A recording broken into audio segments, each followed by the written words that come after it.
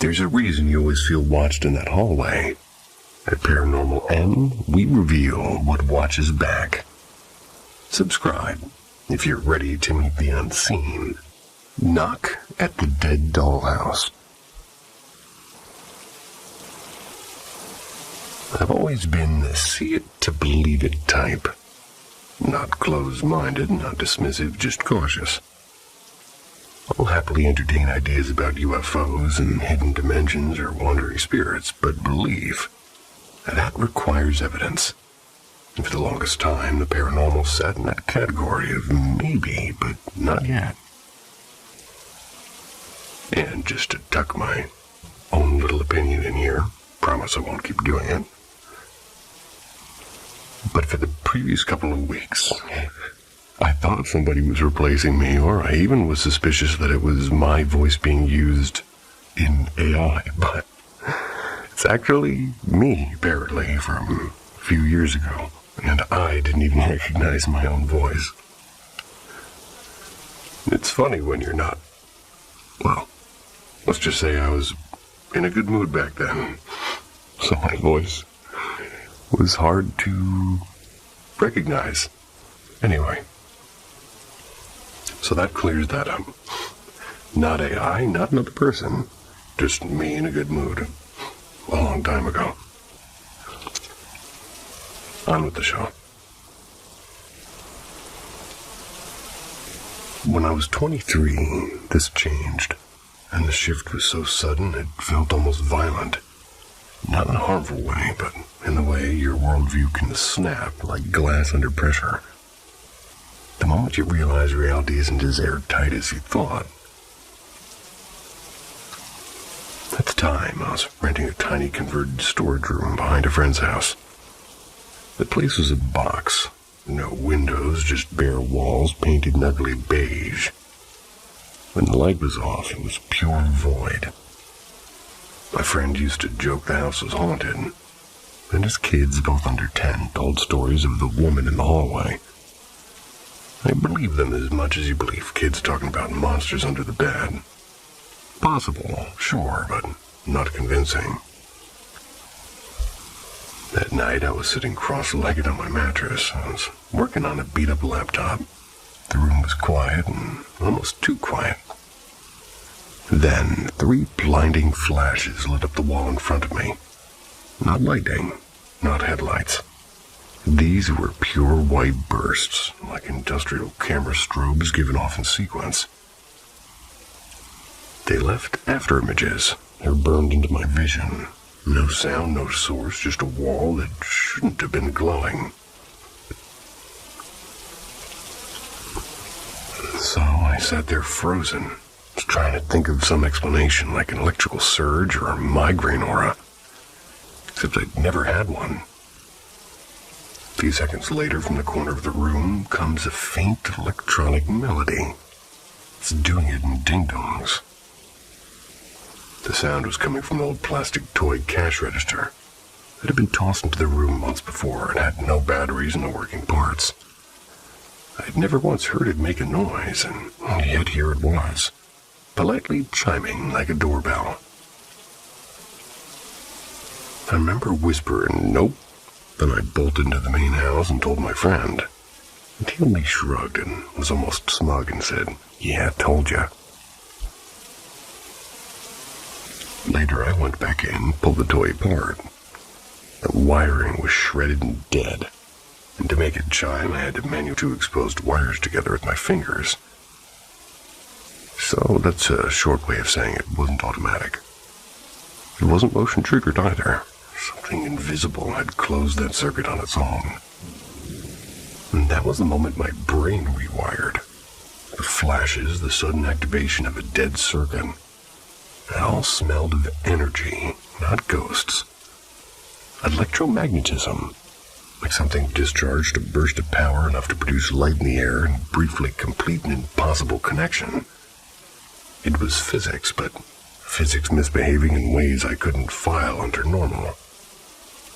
That's the thought that stuck. Maybe the paranormal isn't supernatural at all. Maybe it's perfectly natural, just unmeasured. Maybe what people call hauntings are footprints of an energy that we haven't yet learned to track. I only needed that one night. The experience didn't give me answers, and it gave me better questions. And even now, 15 years later, the awe hasn't faded.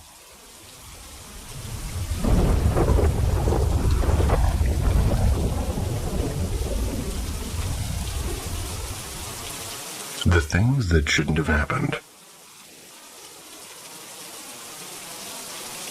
I was 17 back then. My buddy crashed in my brother's old dorm bed. And around 3 in the morning, I woke up to the sound of metal creaking. A framed poster of the Yankees. Not even ours, left over from the last tenant, was spinning like a clock hand above his bed. I called his name, and the second his eyes blinked open, the thing ripped off the wall and crashed down on him. When I was 20, 2 friends and I were just backpacking in southern Illinois.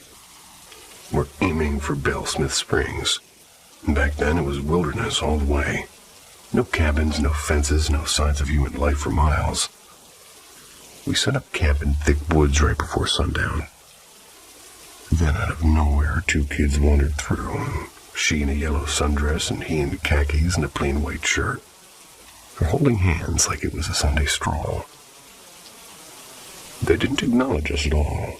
Even when we said hello, just drifted past and polite as ghosts until they rounded some brush. We waited for them to appear again on the other side, but they just never did. There's no path, no road, nowhere to vanish to, just gone. And at 22, I'm camping again, and this time with a big group on a private island in Potosi, Wisconsin. Parked along a loop trail that circled the woods. One night I drove a carload of friends down to the river for a swim. And on the way back I'm goofing around and just off-roading, planning to skip the campsite and loop back later. And just before we passed the site, somebody from the backseat grabbed my whole torso. My arms were locked and screamed into my ear. They screamed, "Stop!" I slammed the brakes, spun into a clumsy three-point turn and pulled up to park. Everybody piled out laughing, and I just figured somebody was being dramatic about more beer. And then we found him. A friend sprawled across unconscious right in the middle of the trail, his face smeared with mud from where my tires had already brushed him. If I hadn't stopped, he would have been nothing but a memory. I lost it and demanded to know who had yanked me back and who had screamed. Every single person swore they hadn't moved, but I know what I felt. I know what I heard. And sometimes I wonder who else was in that car with us.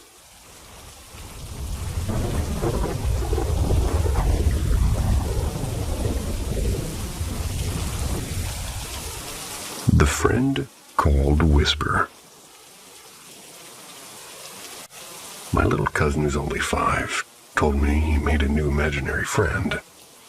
He said his name was Whisper.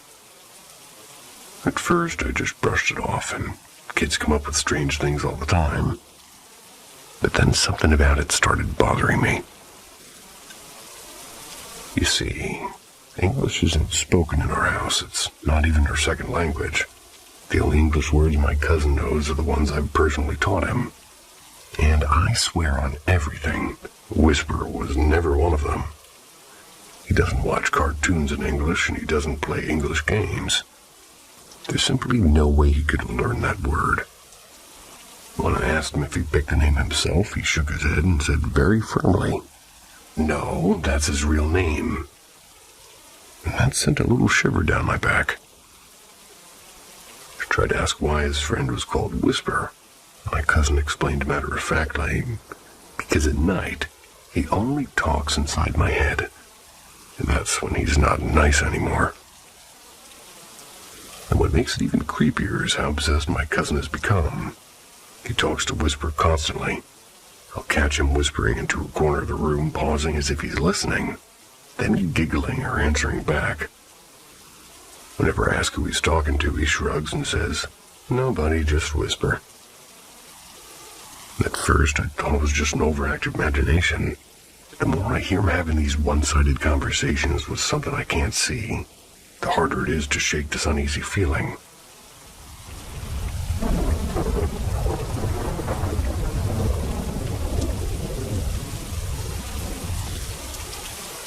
The knock in the pines.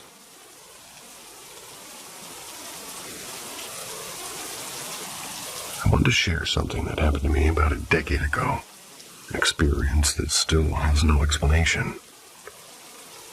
Around 15 in what would be 10th grade and boarding at school. Because of that, I normally had to eat lunch at the cafeteria between noon and 2.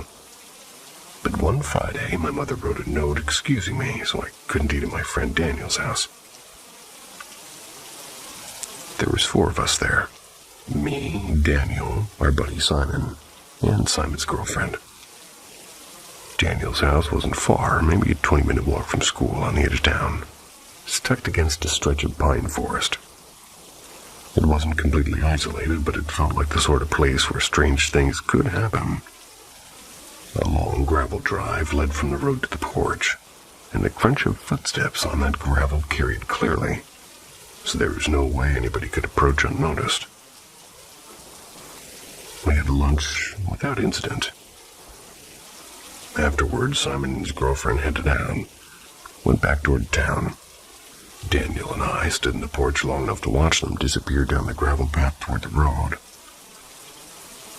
Alone, we went upstairs to his room, fired up his old Xbox.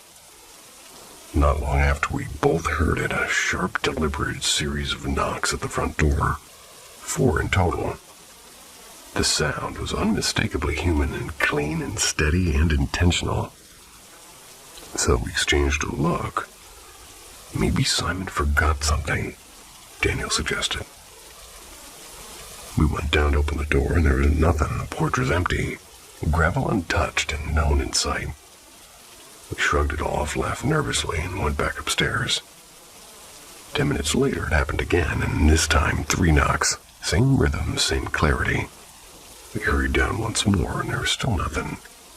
We even stepped outside, calling Simon's name, expecting him to pop out from behind a tree. There was silence. Gravel gave us nothing, and no crunch, no trace. Trying to play it cool, we went back up, and Daniel leaned out the upstairs window that overlooked the front porch. That was while we called out sarcastic things like, "All right, Simon, very funny." But then it happened again, a 3rd round of knocks, steady and human, while Daniel was staring right at the empty porch. That was when the chill set in. If someone was knocking, they'd have to be standing there. But the porch was empty. We grabbed the only quote-unquote weapons we could find. 2 dusty tennis rackets from his closet. Went through the whole house, and every room and every closet, even under the beds. No one. No open doors or windows. House was silent, except for the faint hum of the Xbox upstairs. We tried to reason it out later, and Daniel's cat was asleep on the couch and never stirred. No animal could have made that kind of knocking anyway. The day was calm, no wind, no rain, no loose shutters banging around, and it's as if a person had been outside and the gravel would have betrayed them instantly. To this day, I don't have an explanation. I retold this story more times than I can count now. And both the skeptics and believers are alike, but nobody's offered a theory that holds up, and I don't believe in ghosts or the paranormal. I lean on science and on reason. And yet the memory of those knocks in the pines still unsettles me.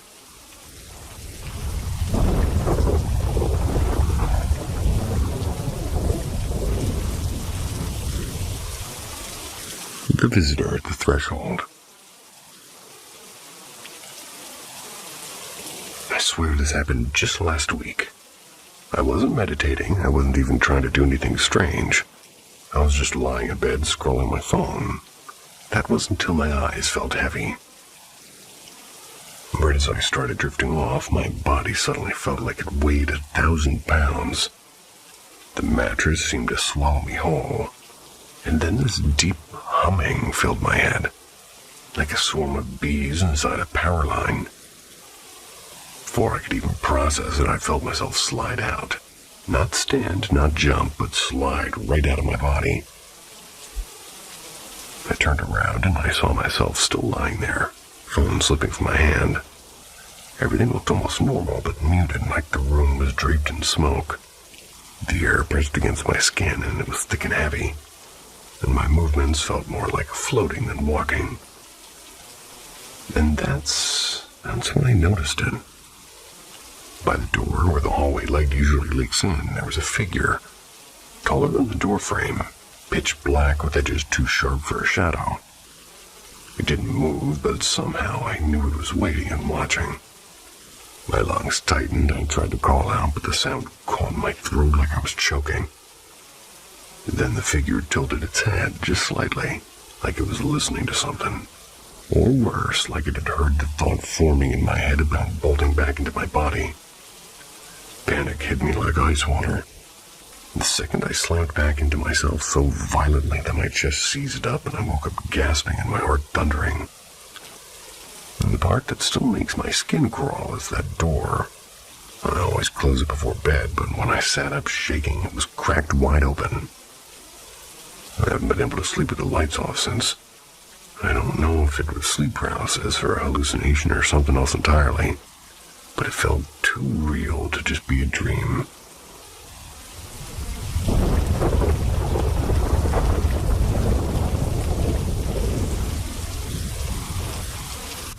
The voice in the quiet.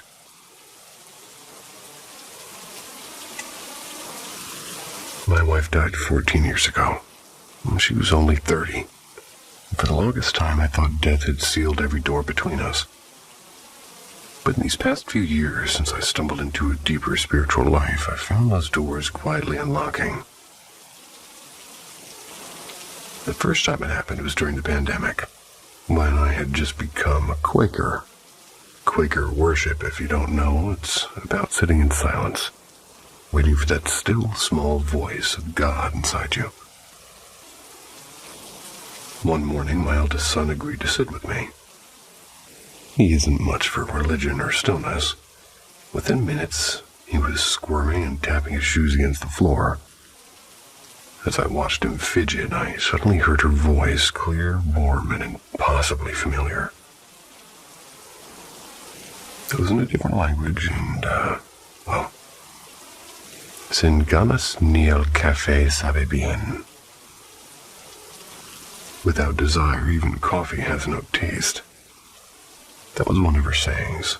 It rose not in my ears, but from somewhere in my chest, as if my heart remembered her before my mind did. I knew instantly our son wasn't gaining anything by being there. It wasn't his path, and I never asked him to come again. The second moment came late at night. I was drifting on the edge of sleep when I heard her whisper my name in the room, as real as if she stood beside me. Then the mattress dipped just slightly, the way it does when somebody sits down. I opened my eyes to nothing but darkness. Yet I wasn't afraid. I felt startled, yeah, but not afraid.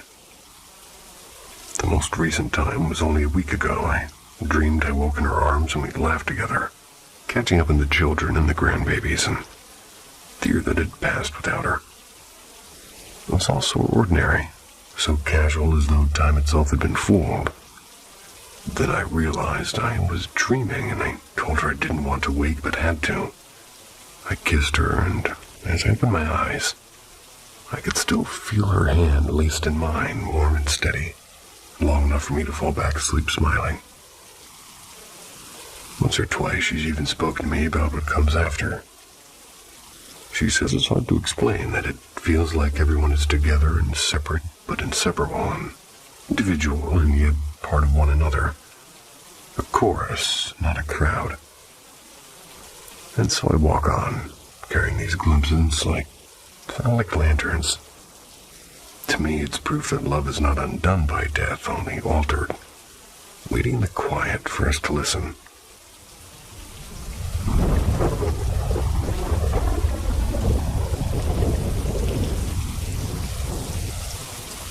The Psychic at the Wrong Door.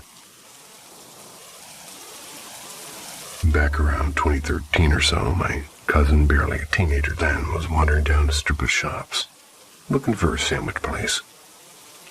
He pushed open a door, thinking it was the restaurant, but instead of the smell of food, he found himself staring at a nearly empty office space.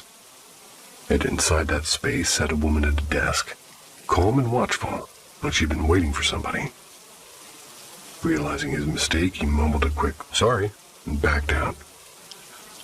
Before he could get far, the woman opened the door and called to him, "Come here for a moment." Against his better judgment, he did, and she introduced herself as a psychic and began to say a few strange things about him. Details that made him uncomfortable, though he brushed it off with the usual, "I don't believe in that stuff." And then before he left, she added one last instruction. "Tell your grandmother that a person named, well, a specific name that I'm not going to say, says hello." Later that day, curious but skeptical, he told his grandmother exactly what the psychic had said, and to his surprise, she froze and her eyes wide and demanded, "Who told you that? Was it your aunt or your mother or your cousin's mother?" He shook his head and said, "No, a psychic in some random office." His grandmother went pale, and she refused to explain and told him to leave her alone. Still unsettled, he asked my mother-in-law about the name, and she too looked rattled and asked the same questions, and when pressed, finally gave in. With a reluctant, almost broken tone, she admitted, "That was my brother. He died as a baby." She hesitated, then whispered the darker part of the family rumor, that their grandmother, who struggled with alcohol and drugs, may have accidentally rolled over and smothered the baby while asleep and drunk.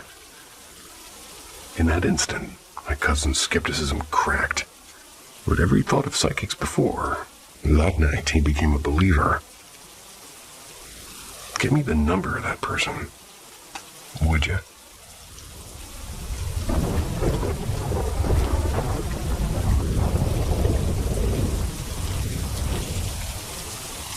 The boy on the stairs. I must have been 10, maybe 11. It was ages ago, yet that moment is still carved into my memory with the sharpness of glass. I've asked myself hundreds of times if it was my imagination, but no. The setting was too ordinary and the mood too calm and my mind far too healthy to excuse it away like that. It was a regular afternoon. My mother, my younger brother, and I were getting ready for a trip to the park. Being the impatient little ball of energy I was, I had dressed first and bolted out of the apartment door before anyone else. I loved the feeling of being ahead and free and unstoppable. So does my dog. Turned the corner of the hallway and my own door no longer in sight, and I heard it. Footsteps quickly catching up. Naturally, I assumed it was my brother racing after me as always.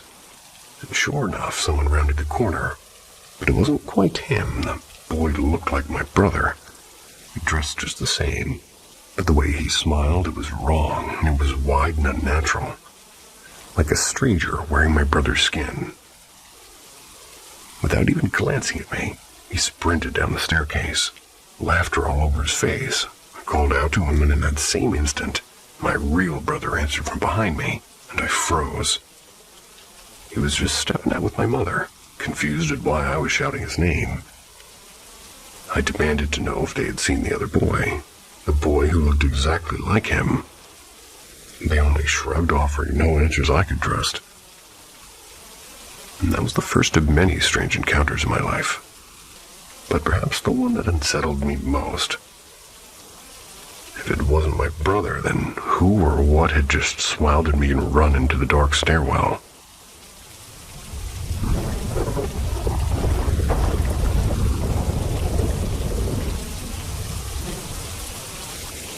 The door in the dark. She passed away last year in the kitchen.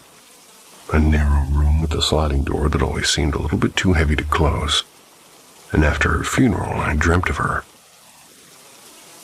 In the dream, we were lying side by side on my bed. what we often did when I was younger. Everything behind her was swallowed by pitch black. It was only her that I could see. For a long, silent stretch, neither of us spoke, and finally I whispered, "Mom, I miss you." She didn't answer, and instead she placed her hand on my shoulder, shaking me in this strange, jerky way, almost playful but unsettling. Then she let out a sound, not words, not a laugh, just a noise that made my stomach twist. It felt like she was trying to frighten me. I startled awake with my heart racing. I begged my brother to sleep in my room that night. Then weeks passed, and one night I noticed my dog standing stiff at the kitchen door, staring in like he was waiting for someone.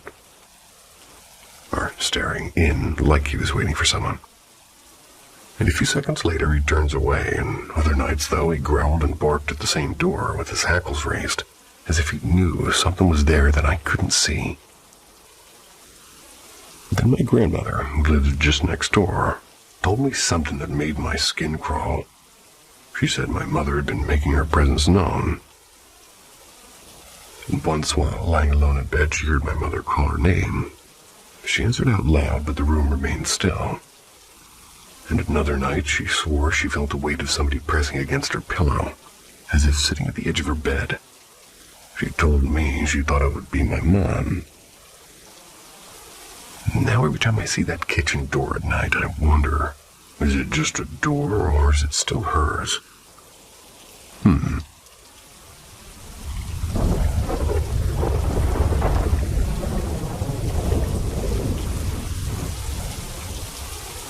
A dream of small differences. When my little girl was just 18 months old in February of 2024, everything fell apart in a single night. She collapsed, and by the time we reached the hospital, she was fighting for her life. She spent 5 long days in the ICU, her tiny body hooked up to machines, and none of us knew if she would ever open her eyes again. Against all odds, she pulled through, but when the scans came back, they showed that part of her brain, the area near her brainstem, it had been irreversibly damaged. And about a week later, when my husband stayed overnight at the hospital, I took our other daughter back to that small apartment that we'd rented near the ward. That night, I had one of the most vivid dreams of my life. And for context, I don't drink much, and I don't smoke, and I don't use drugs. I fell asleep exhausted. But in the dream, I saw my baby. She looked exactly like herself, her mischievous grin, her little curls, but there was something just slightly different. The dream didn't say what, only that it was subtle. The message was clear as crystal. She's coming back to you. She'll be the same child, only with the smallest of differences. When I woke up, I wasn't afraid anymore.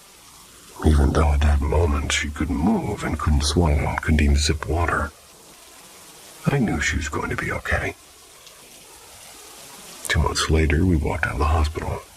She was eating mashed fruit and drinking thickened juice and dragging herself across the floor with stubborn determination.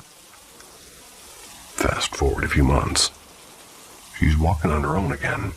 And at her neurology follow-up, the doctor froze mid-sentence when she saw my daughter stride into the room. She admitted wide-eyed that this was far beyond what she had ever dared to hope for.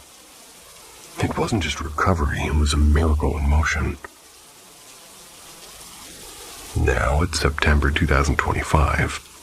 My daughter's 3 years old. And she had every kind of developmental assessment like speech and cognition, fine motor skills, and gross motor skills. She's exactly where she should be for her age in everything except gross motor skills. She's still learning to jump and to climb and to balance on one foot and to pedal a little tricycle. But otherwise, she's right on track. And tonight it hit me like a wave, like in that dream, which was more than 1.5 years ago at this point, was true. I did get my daughter back. and she's the same, her spirit untouched and her joy intact, just with one small difference.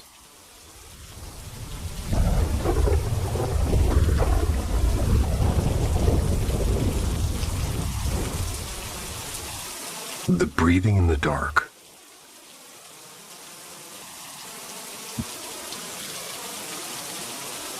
I've gone back and forth for months about posting this. I'm not somebody who usually shares anything online. I'd much rather just watch silently from the sidelines. But this memory won't leave me alone. English, it is my first language, so forgive me if some of this sounds odd. The night it happened, I immediately typed everything into my notes app. That phone has since been lost. So here I am, trying to piece it together purely from memory. A few months back, I went with my boyfriend, a 27-year-old male, to visit his hometown, and we went to stay at his parents' place. It was my first night ever sleeping under their roof, and his childhood wasn't really easy. His father had been a violent drunk, and though I won't spill all the details that aren't mine to tell, I'll just say my own history with men like that, well, it was ingredients enough to make me a bit nervous. I had met his dad once before. Everyone was polite and civil, but I tiptoed around, careful not to stir the air. That night after dinner, my boyfriend and I crashed in his old bedroom. It was a small space. Just a bed and a narrow armchair sort of shoved against the wall. We were exhausted and fell asleep pretty fast. Sometime in the middle of the night, I shot awake, my chest hammering. I didn't move, I just stared into the pitch black, absolutely certain someone was in the room. The air felt occupied, and I could hear the floorboards shifting, and the particular groan they make when holding a person's weight. And worse, I heard breathing, heavy male breathing, just standing there near the door. My stomach dropped, and my first thought was that it was his dad that had stumbled in, drunk and looming. I lay frozen, waiting, imagining if I'd have to shove myself between them and maybe a fight was going to break out. Imagining if he'd turn on me instead, and after what felt like forever, I whispered to my boyfriend, barely moving my lips.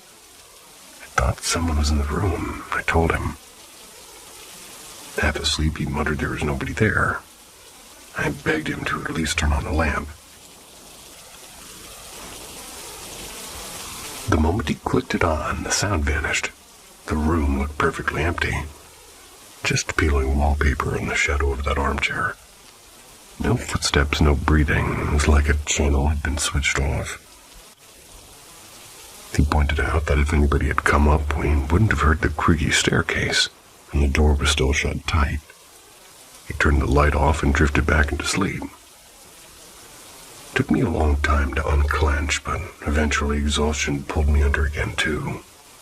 And the strangest part came later, when I told my mom. I expected shock, and instead she barely reacted. She just said that she and my grandmother had both experienced the same thing, hearing a man breathing in the dark. And this is where it sort of knots together. My grandfather, her father, was also a drunk, and also a violent man. And I don't believe in ghosts, and I don't suffer from sleep paralysis, but this was a different thing altogether. Too vivid and too deliberate. Not just imagination.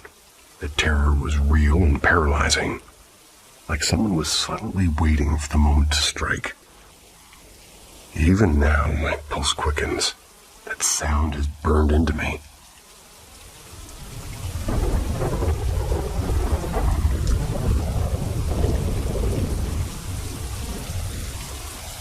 The thing that outran sound.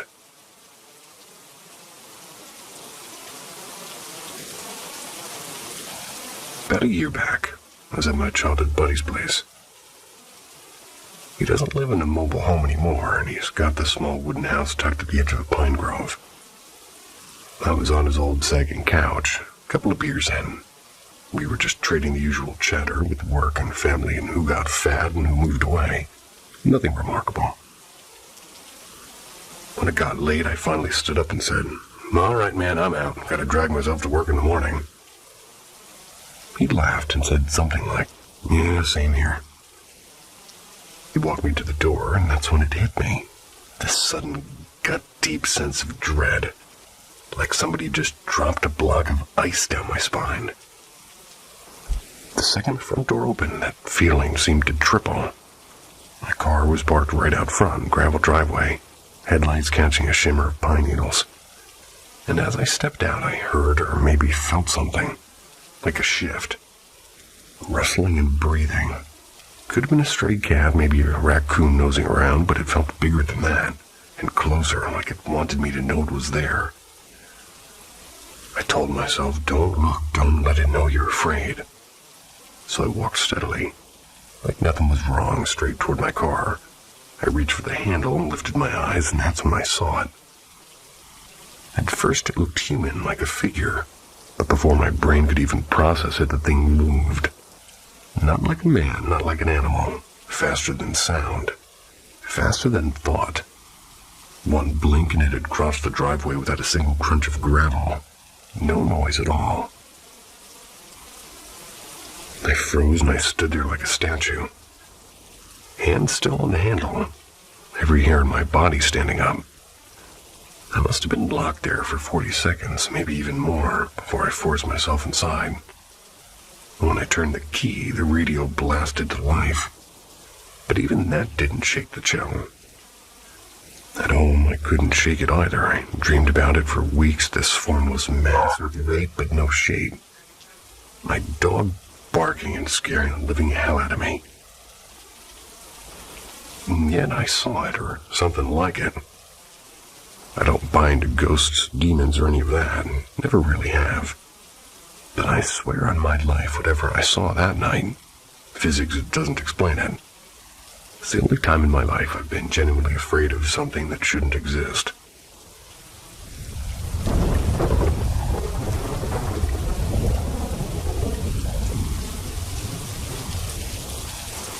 The Shadow with Wings. When I was a kid, too small to know better, but just old enough to be afraid of the dark, I started noticing something that followed me everywhere. Not in broad daylight. It always came at night, when I walked down the narrow path that cut through a patch of woods. Street is too generous of a word. It was basically a tunnel of crooked trees that shut out the moonlight. At first, it felt like dozens of unseen eyes glaring at me from the branches. I'd run breathlessly all the way home. But when I was 9, I finally dared to slow down and test whether anything would actually happen. That's when I realized it wasn't many eyes. It was just one presence directly behind me. I tried to run, but something in me snapped and I kept walking. And that's when it touched me. It went through me. My body went cold and my hair stood on end and my chest turned heavy as if I'd forgotten how to breathe. And for a few seconds, my heart wasn't beating like it belonged to me. I broke free and I sprinted, faster and faster. But the thing didn't stay behind. It slid right through me again like a wave of ice. By the time I reached home, I collapsed into my grandmother's arms, trembling. I never did tell her a word, though. The years went on, but the shadow didn't leave. It clung to me in silence. When I was alone, it would wrap around me from behind, wings folding across my chest like a predator's embrace. Its breath was always cold, and it always stole mine away. And as I grew older, it became a part of me. Sometimes in panic, it gave me strange bursts of strength or speed or sharpness, as if it lent me power. Other times, it pinned me down and clamped my mouth shut and squeezed until I was choking on air. And in those moments, I felt it trying to steer me or to puppet me. The worst was when it hijacked my thoughts. My mind would spit out visions, my family dying or my own hands causing terrible accidents. blood and screaming and ruin. It was like somebody was painting nightmares directly onto my brain. Eventually, I became numb. Real crisis felt dulled, almost boring compared to the horrors it had already rehearsed for me. Still, the shadow wasn't always cruel. Once in 7th grade, I was cornered by a boy who thought hurting me was entertainment. He swung a metal rod at me. Pain exploded across my shoulder, and the shadows surged inside me like a storm. The world went black and soundless. And then, without thinking, my right arm moved, and my fist drove itself into his stomach with a force I didn't know I had. He collapsed, just gasping. I stood there, pretty stunned, realizing it wasn't me who had thrown the punch. So here I am years later, living with it, the shadow with wings. Sometimes protector, sometimes tormentor. Always there and always waiting. Sounds like family.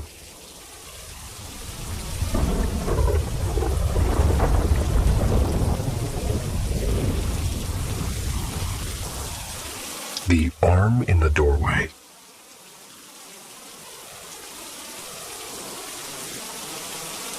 For a little bit of a quick background, I'm a 21-year-old female, and I'm living with my mom, my grandpa, and my grandma, and 2 troublemakers, a dog and a cat. My grandma has frontal lobe dementia, which is gradually getting worse, and while she's always been sharp-tongued and mean, the dementia adds gasoline to the fire. She can be abusive, especially toward my mom, and a couple of weeks ago, things seemed to escalate. It started when my grandma completely snapped and slapping and scratching and even spitting at my mom. The social worker told us to call 911 if this happened, and well, we did, and spoiler is the cops basically shrugged and left. That quote-unquote fight dragged on for nearly 3 hours before things finally calmed down. Meanwhile, I'm trying not to have a full-on panic attack while my dog and cat were practically glued under me, shaking from the noise. And for extra context, my grandma is a very religious woman, Bible always in hand, but living with her feels like, well, a bit less like holiness, let's just say, and a bit more like purgatory. My mom and I are convinced our house has something else in it too. Spirits or ghosts or whatever label you prefer. Later that night, after Grandma had made peace with my mom, her words not mine, I was stretched out on my mom's bed, dog in my lap, cat on my chest, TV humming in the background. Mom was at her desk, back to the bedroom door, which was propped open with a little stopper. Suddenly we heard the click, like the door slipping free, and it began to close. I stared at it for maybe 7 or 8 seconds. I was frozen. And then I saw it. A black shadowy arm with a gray aura shimmering around it. It was curling halfway around the door, pulling it shut. No fingers, no details, just the slithering shape. The second it closed, though, the arm slid back and vanished. My dog jumped up, barking at the empty space, so I know she saw it too. Mom and I rushed out, but my grandparents were both in their room down the hall. I asked my grandma if she'd been in the hallway. She hadn't, and her response was, "I'll take care of it." Which didn't exactly make me feel better. The next morning, I woke up drowning in the deepest depression I'd had in years. Couldn't even leave bed until late afternoon. Mom finally dragged me outside, and I felt lighter instantly. While we were gone, Grandma smutted the house. When we came back, though, the atmosphere felt wrong, like something heavy sat on the walls. The next day, still miserable, I asked Mom to try. She smudged the house while Grandma was out, and suddenly the air felt clear, and the weight lifted, and my depression eased, and since then, nothing else has happened. But I'll tell you this much, I wasn't hallucinating. Whatever that arm was, it was real.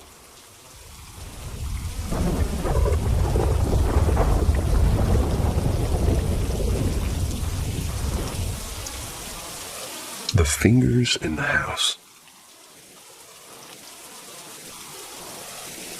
So before I start, I'm a 28-year-old female diagnosed with schizoaffective disorder. Most of my experiences are auditory. Things like phantom radio music or muffled voices from the quote-unquote next room. And that's when the house is dead silent. Meds have helped with those, but this one thing hasn't gone away, not even once. The weird part is it doesn't behave like a hallucination. I'll explain. My visual stuff is usually fleeting. Dark blotches that vanish if I blink, or shadows that melt as soon as I focus. But this, it's more like something's actually there, and it doesn't move or speak, and it just appears. And the only part I've ever seen are its fingers. Think of a sleep paralysis figure, but sliced down to just the hands. Long, pale, spidery fingers wrapped around ledges or door frames. Almost like somebody really bad at hiding was spying on me. That's what it looks like. It started in 2020, a few months after moving into my townhouse. Brand new construction, no history, no previous owners, and I remember thinking, new house, new start. Yeah, about that. Here are the times I've seen it, clearer than I'd like to admit. One being the office door. I played working at my laptop and the door was slightly open, and then at the corner of my eye I saw fingers curling around the edge. Turned on the desk lamp and psh, gone. 2 would be the bathroom mirror. One night, brushing my teeth, I glanced at the mirror and I saw fingers hooked over the shower curtain rod, as though something was perched inside the tub waiting. I yanked the curtain open so fast I nearly fell, but of course there was nothing. 3. The laundry basket. Carrying clothes down the hallway, I spotted fingers draped over the rim of the basket. My basket. As if somebody invisible was holding it with me. Blink. Gone. 4th time was the kitchen island. It's the most recent one.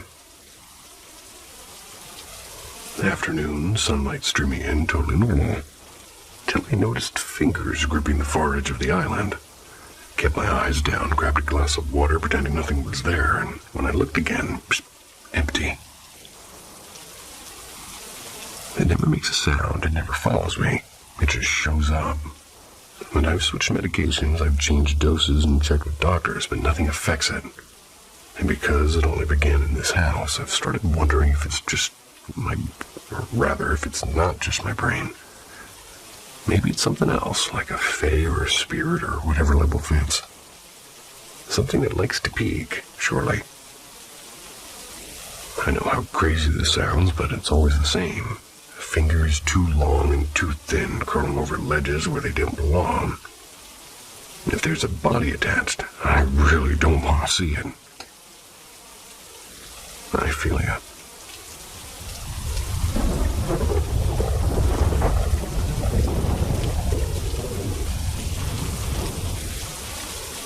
The mirror at 3 a.m. I live alone in a quiet flat on the outskirts of Berlin. Recently, though, quiet is the last word I'd use for it. Ever since I announced my relationship online, my boyfriend lives in Canada, and I'm here in Germany, I've had this creeping sense that something shifted. Maybe somebody cast a spell, or maybe I just booked the wrong kind of energy. Sounds ridiculous, I know. My past doesn't exactly help. My ex was manipulative and violent and obsessed with destroying me. He's still tangled up in a strange religious sect, and as friends, well, let's just say they're not the kind of people you want holding grudges. So when things started happening, my brain immediately went to them. The first real incident was about 5 weeks ago. I was half asleep when a deafening crash jolted me awake. My heart was pounding so hard I thought it would burst, and I called out to my boyfriend through the phone. We always fall asleep on call together. But there was no response, which was weird, and he's the lightest sleeper alive. usually wakes up if I so much as roll over. I looked at my phone. Exactly 3 a.m. Not a minute before, not a second after. Exactly on the dot. I switched on every light in my flat, and I went searching. The noise was coming from the hallway. And there it was, my mirror, face down on the floor. It couldn't have just fallen. The mirror was hooked into the wall. To take it down, you'd have to lift it off with both hands. No way it could slip or tip over on its own, and guess what? That mirror had been a gift from one of my ex-sect buddies. I didn't even hesitate. I left it lying there all night and threw it in the trash the next morning. That night, though, I was terrified. I sat on my bed with every light blazing, too afraid to glance at the corners of my room. I couldn't shake the feeling that something or someone was standing just out of sight, watching. I didn't sleep until the sky turned gray. I told my boyfriend about it the next morning, but he admitted something even stranger. He had tried to stay awake with me while it happened, and he turned his lights on and sat up, even splashed water on his face. But his body forced him back to sleep over and over, and he said it felt like fighting shadows, like something was pulling him under. For someone who usually struggles to fall asleep at all, that made no sense. I thought that was the end of it. But it happened again last night. Another crash, another jolt awake, and I checked the time. Exactly 3 a.m. again. I tried to wake my boyfriend, and there was nothing. Called him. When he finally picked up, he was once again struggling to keep his eyes open, losing the battle every 5 seconds. I crept into the hallway, and this time it wasn't a mirror. It was my winter coat. The entire hanger with the coat still buttoned had somehow leapt off the rack and landed flat on the floor. And that doesn't just happen, not unless somebody takes it down on purpose. And I'm writing this at nearly 4 a.m. with all the lights still on. Maybe I sound like a lunatic, and maybe I'm paranoid. But twice, at exactly 3 a.m., things have fallen that shouldn't be able to fall. And twice, my boyfriend has been dragged into some unnatural sleep at the same time. If it's all in my head, then my head is a terrifying place to live.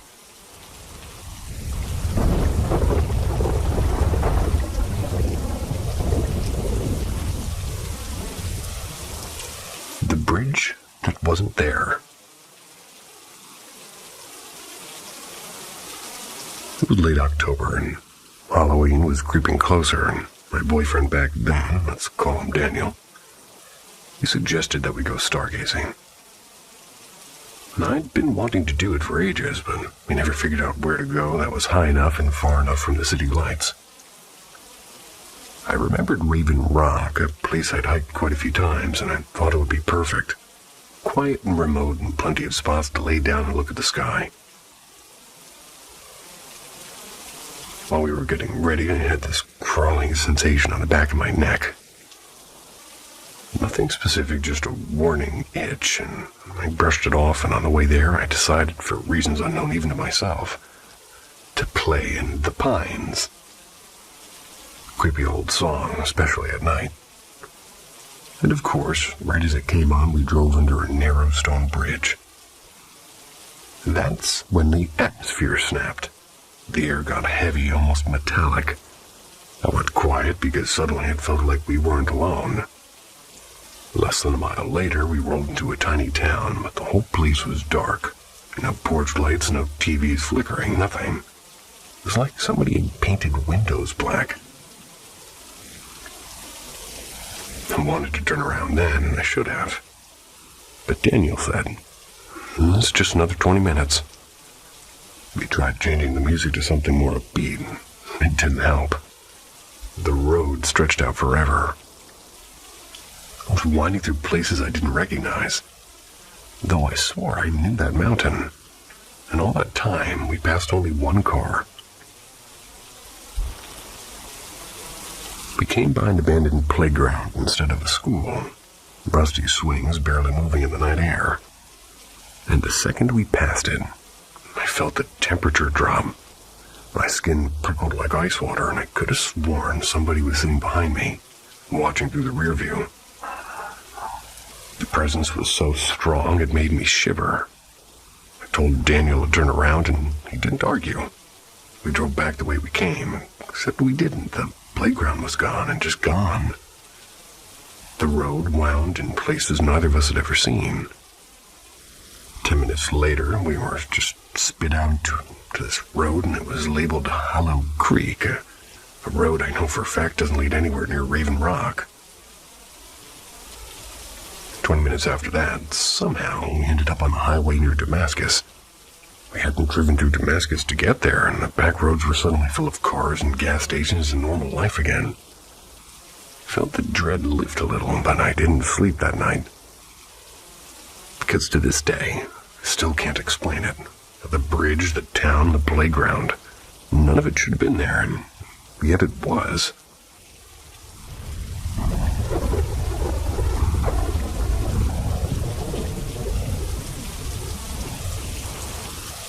The Night Visitor. Back when I was a chaotic little gremlin with a burner account, I had one of those edgy internet child phases. You know, the kind where you live on horror forums and think creepypasta is basically the modern Bible. Very cliche and very embarrassing. Now on this side, people made accounts pretending to be real characters, and most of them were obvious fakes, like poorly written OCs and pixelated profile pictures, but for some reason that didn't stop me. So, being about 12, and extremely gullible, I DM'd one of these quote-unquote official accounts, and shockingly, we actually talked. At some point, as a joke, I told her to come over to my place, and totally knew it was fake, but I still typed it. That's what happens when you're a kid with zero parental supervision and way too much time. Fast forward to that night. I wake up on my top bunk in my bed and face the middle of the room, and when I open my eyes, boom. She's there, inches from my face, and I'm talking maybe 20 centimeters, and, well, she's see-through. Like I could see my desk lamp glowing faintly through her head. She blinked slowly, tilted her head, and gave me the tiniest smile. Now I have the weirdest fear response. Instead of screaming, I just mentally combust and then roll over and go back to sleep, and yeah, that was my survival instinct. Pretend it's not happening. What messes me up is that earlier in chat, she'd made this cryptic comment about me, quote-unquote, finding out her real account, and then poof, she deactivated. Never got a chance to ask questions. And she had complimented my bunk bed before. The thing is, I never mentioned I even had one. And to this day, I avoid that whole fandom. Maybe it was a hallucination or maybe a dream, but I wasn't anxious. I wasn't scared beforehand, I mean. I had a handful of other paranormal moments in life, but this one stuck and felt too sharp and too specific. Honestly, I hope it was just my brain glitching, because if it wasn't, well, then I really don't know what came smiling at me that night.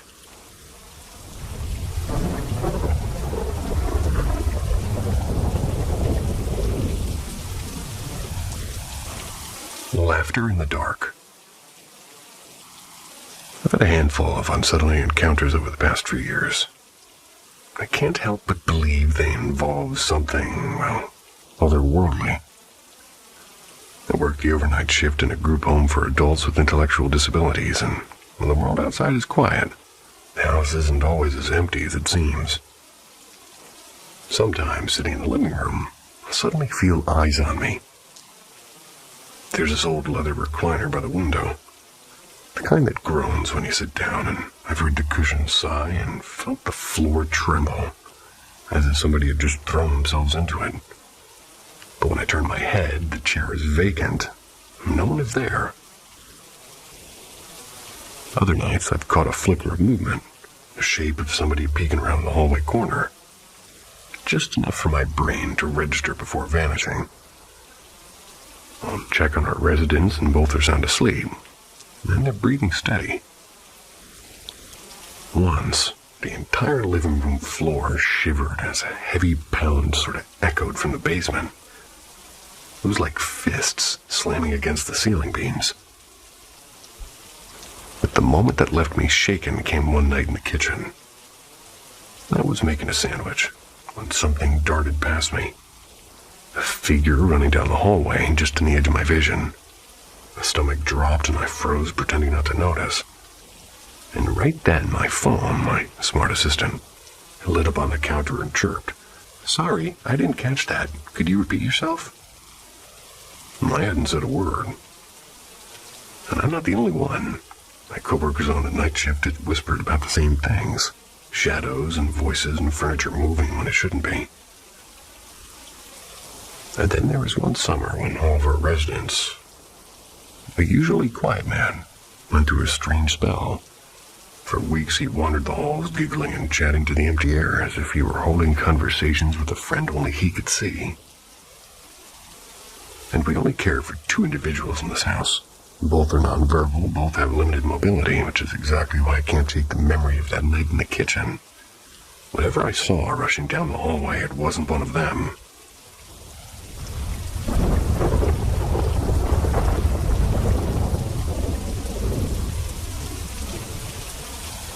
Footprints in the ice. I've been a chef in the UK for years, which means I've spent far too much of my life in draughty old pubs that people swear are haunted. And over time, I've heard colleagues blame everything from a missing spoon to a flickering light on ghosts. I've always managed to come up with some rational explanation. This morning, though, was a different story. At 6:15 a.m. and drizzling. Shocking, I know. I'm lugging my delivery into the walk-in freezer. Now, our freezer isn't in the kitchen. It's around the back of the building through a locked gate that only I have the key for at that hour. No random choice or random customer or staff member was slipping in. As usual, I prop the freezer door open with a hefty baking tray because these older doors practically slam themselves shut if you so much as breathe wrong near them. I had just stacked the last crate of vegetables and switched the light off, nudged the tray away so the door could ease closed. And that's when it happened. Clear as day, footsteps, crunching against the cold concrete floor behind me. I spun around and for a split second, I swear I saw a figure moving at the far end of the freezer.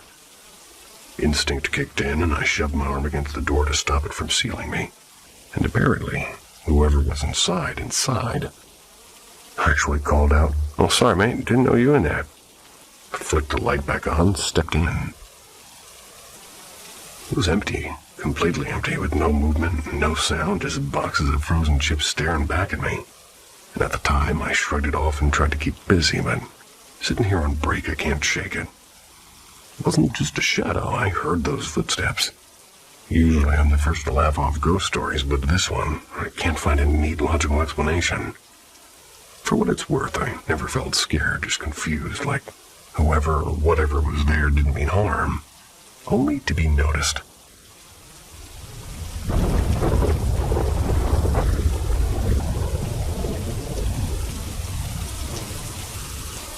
The Tattoo Parlor Echo.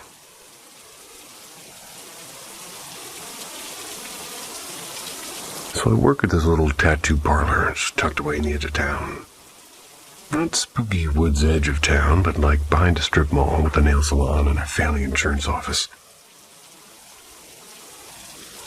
It's pretty boring, honestly, which makes what keeps happening to us not boring at all.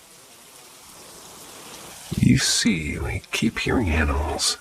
Not like outside the shop animals, like clear and impossible to miss noises inside the shop. Problem is, there are no animals, and before you roll your eyes, I get it.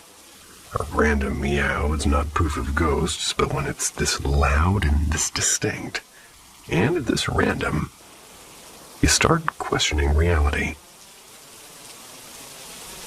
Take last week. It's 10:45 at night. Just me and my boss finishing a cleanup. And out of nowhere, a sharp, perfect meow. And it's in the room with us. We both freeze and stare at each other and blurt it out at the same time. Cat? Well, there's no cat. Not inside, not outside. Just silence after that single sound. Then Tuesday, broad daylight. Shop buzzing with machines and metal blasting. Suddenly, a single loud bark cuts through it all. Everyone hears him. Client in the waiting room, both artists working. My coworker, then say, wait a minute. Is there a dog here? No, not then, not ever. And it was just one bark. But the creepiest one for me was 2 nights ago. I'm locking up. My buddy's outside smoking. And I hear this high-pitched, desperate kitten. It was crying from the bathroom. Long and squeaky and heartbreaking. I tear through the place thinking some poor thing got trapped inside. There was nothing to be found. Meanwhile, my friend swears he heard it from outside. Like the sound traveled through the walls. It always happens once. One meow or one bark or one cry. Then silence. Never repeated, never explained. It's happened maybe 8 or 9 times in the last few months.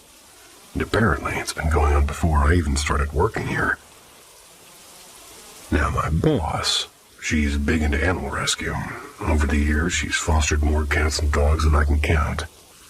If we're going supernatural, maybe it's their spirits still hanging around the place that she built.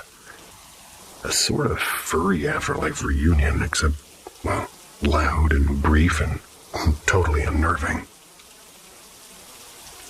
So yeah, we're either being haunted by ghost pets or the universe is just messing with us. Either way, if you walk into her parlor and hear a random meow from nowhere, don't be surprised. We sure aren't anymore.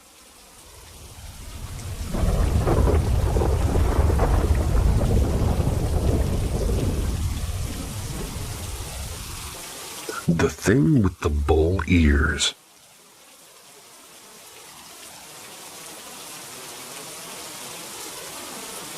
I live out in southern Nevada, born and raised. Desert rat through and through. I know it roams these parts. Coyotes, jackrabbits, the occasional rattlesnake. But when I saw that night, I can't explain it. The heat had finally broken after weeks of brutal triple-digit days. Around 9:30 p.m., with the air just barely cool enough to breathe, I saddled up in my old gelding for a night ride. Usually I ride with my dog tagging along, but she stayed home this time. Probably for the best. We worked lightly in the arena first. Then around 10 p.m. I decided to take the long desert loop. Nights are my favorite for riding. The moonlight, the quiet, the way the desert feels alive but empty all at once. No flashlight needed, I can see fine in the dark. And my horse is sure-footed, even when I can't be. Everything started off pretty normal. My playlist was going, my horse was spooking at grocery bags tumbling across the sand, which is pretty classic. About halfway through, we climbed what I call the sand ridge. Normally I turn right there to head back toward the barn, but on a whim, I went left. That's another 15 minutes. Should have gone right. At first, there's nothing wrong, just me enjoying a rare, cool night. But a few minutes in, I caught sight of movement up on the slope ahead. Something ran quick like a shadow darting. My horse didn't react and didn't even flick an ear, but for some reason, he started drifting off the trail early, like he wanted to cut right, and he never does that. I figured coyote, common enough and usually pretty skittish. But something about the way he wanted to leave the path sort of rattled me. Not long after, maybe a minute later, there was this white shape on the ground to my right. My horse locked onto it like it was pure evil. I thought it was just a feed sack caught in the brush, but still my skin prickled. The desert was quiet. There was no riders, no jackrabbits, no distant yippings. Just silence and that damn white shape.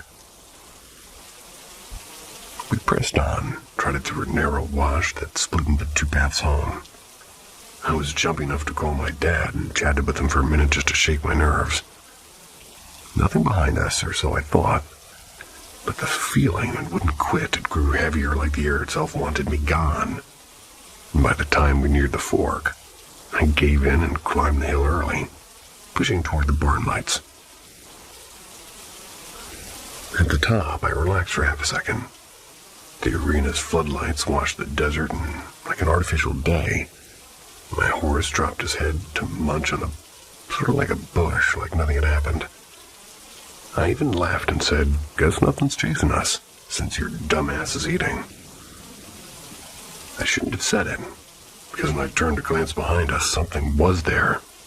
Not 50 feet back, standing in the open, was a creature shaped like a dog. Small, coyote-sized, but with a body lean enough to vanish into the desert brush itself. But its head, it was just wrong. Too small for its frame, those ears, God, they were enormous. Not floppy, not pointed like a coyote's, but wide and curving outward like horns. Like some nightmare mix of a jackrabbit and a bull. My horse didn't need a second cue. He bolted full gallop and I let him. I didn't look back again. Not properly. Just flashes over my shoulder, praying nothing was following. By the time we reached the barn, my chest was tight with panic, but the desert was empty. I know what coyotes look like. I've seen hundreds, and that wasn't one of them. My Mustang should have sensed it long before it got so close. But it was as if the thing knew exactly where to stand directly behind us, and in the one spot his vision couldn't reach, like it was waiting. I keep telling myself it was just a coyote, but I don't believe it.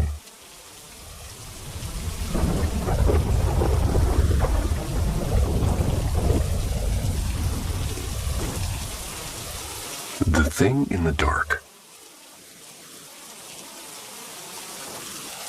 Honestly, I can't tell if this was sleep paralysis or if I ran into something I wasn't supposed to. I've always suspected that my apartment has something in it.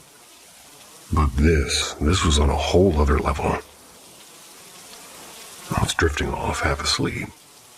Maybe fully under, I couldn't tell. When suddenly my jaw snapped to the side hard. Not once, but again and again, like invisible hands were twisting my head. My body jerked against it like I was fighting underwater. Couldn't break free, and in my mind I was screaming, "Let me go, get off of me," over and over. And then, just like that, it released me. My whole body collapsed, limp and useless. The moment I could move, I bolted upright, gasping, with tears already running down my face, and I don't remember deciding to cry. It just seemed to pour out of me. The room felt poisoned, like the air itself hated me. I thought about running out the front door, but the idea that it might follow me into the hallway froze me where I stood. And I've had sleep paralysis before, and shadow figures, crushing weight on my chest. But nothing like this. This wasn't a dream. This wasn't my brain. This was something. And here's the worst part. I think maybe I pissed it off earlier, like this afternoon I felt it watching me. So I told it out loud, "Get out of here." Later I took a nap or something similar happened, and though it wasn't as brutal, it ended only because my sister knocked on the door and I brushed it off. But now, a few hours later, I laid down again and it came back. I don't know, man. I don't know what the hell is happening, but whatever it is real, and it's terrifying.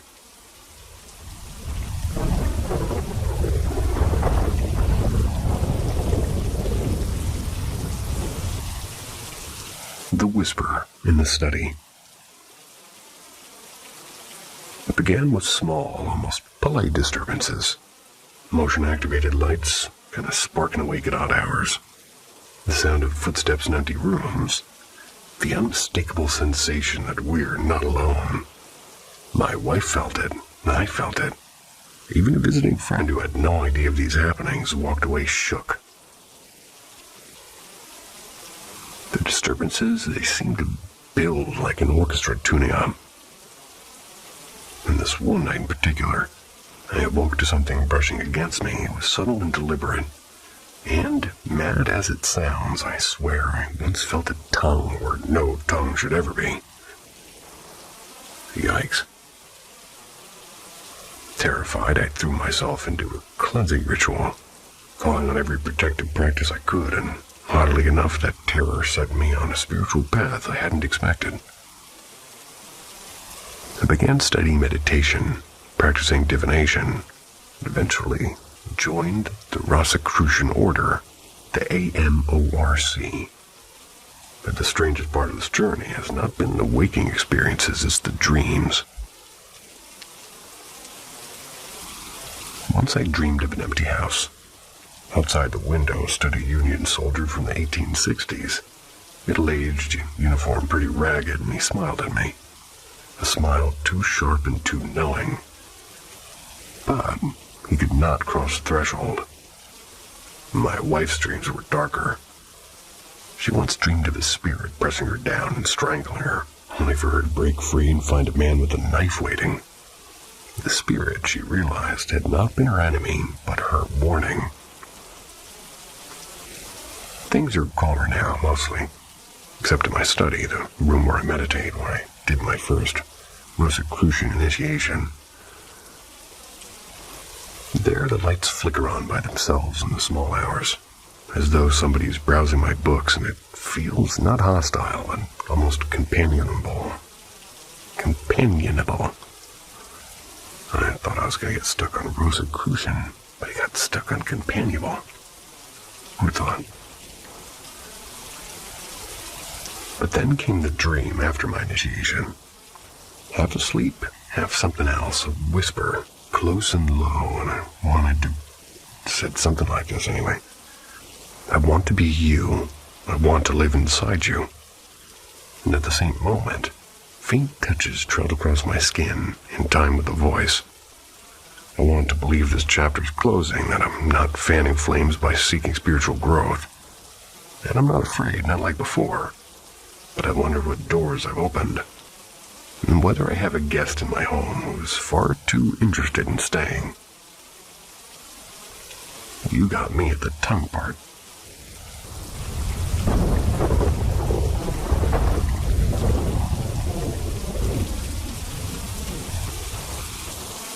When the candle lit itself. The earliest memory I have is from when I was about 5. I'm sitting cross-legged on the carpet of my bedroom alone. I was always alone, being an only child.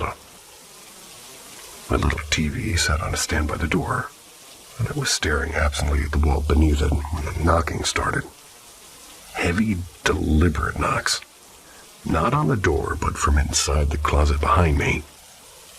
I froze, and after a moment I stood open the closet and found nothing but hanging clothes and a shoebox of toys. So I sat back down. There was silence. Never knocked again, at least not until years later. I was 8 when the next strange thing happened. My neighborhood in North Carolina was one long road with rows of houses like soldiers on parade. At the far end, a break in the trees opened into an abandoned pasture that looped back toward my backyard. Behind our fence was a patch of grass and a circle of oaks. My secret hideout. That summer afternoon, I was crouched in the grass pulling up wild onions. My cat was beside me when a voice behind me said, "That's my kitty." I turned, and a little blonde girl in a pale yellow dress, maybe 6 years old, stood there pointing at my cat. "No, she's mine," I answered. "She's mine," the girl insisted. Something in her smile made my stomach twist. My cat had a very particular name, and when I told her that, the girl nodded and said, "I know." And she reached down, stroked again, and turned and walked toward the pasture. I blinked and looked back at my cat. When I turned again, the girl was gone. Not hiding, not running, just gone. I searched the field, the trees, and everywhere, and there's nothing.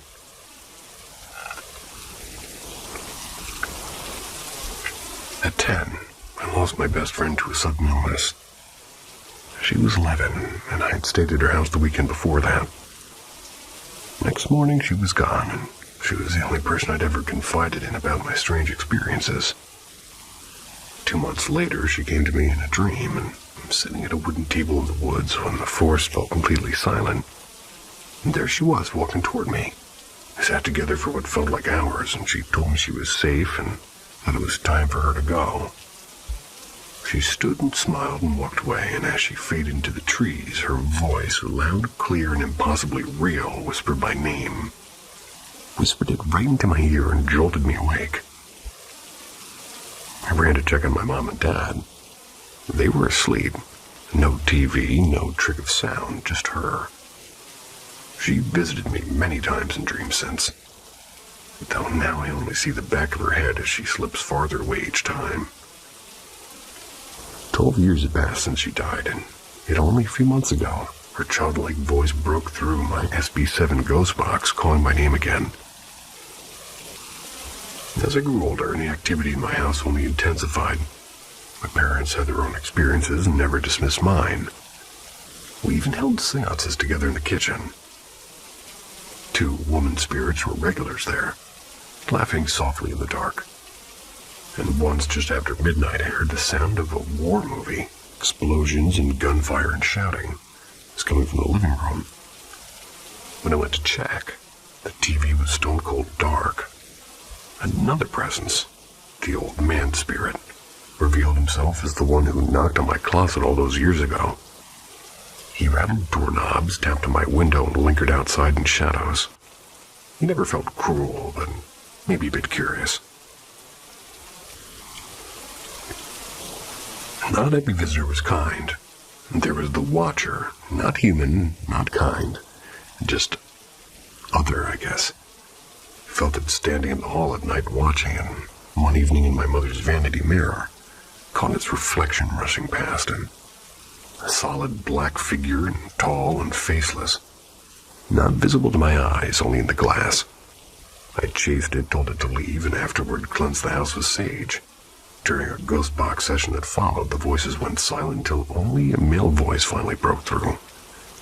Because you told us to go.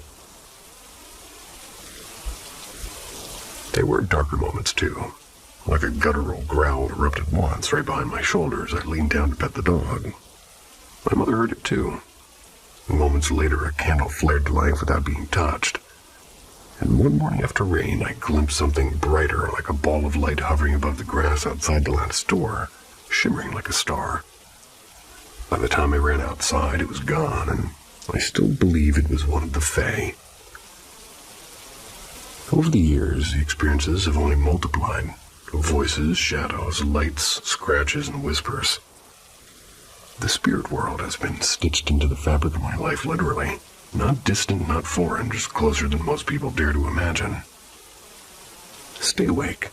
Never fear the unknown.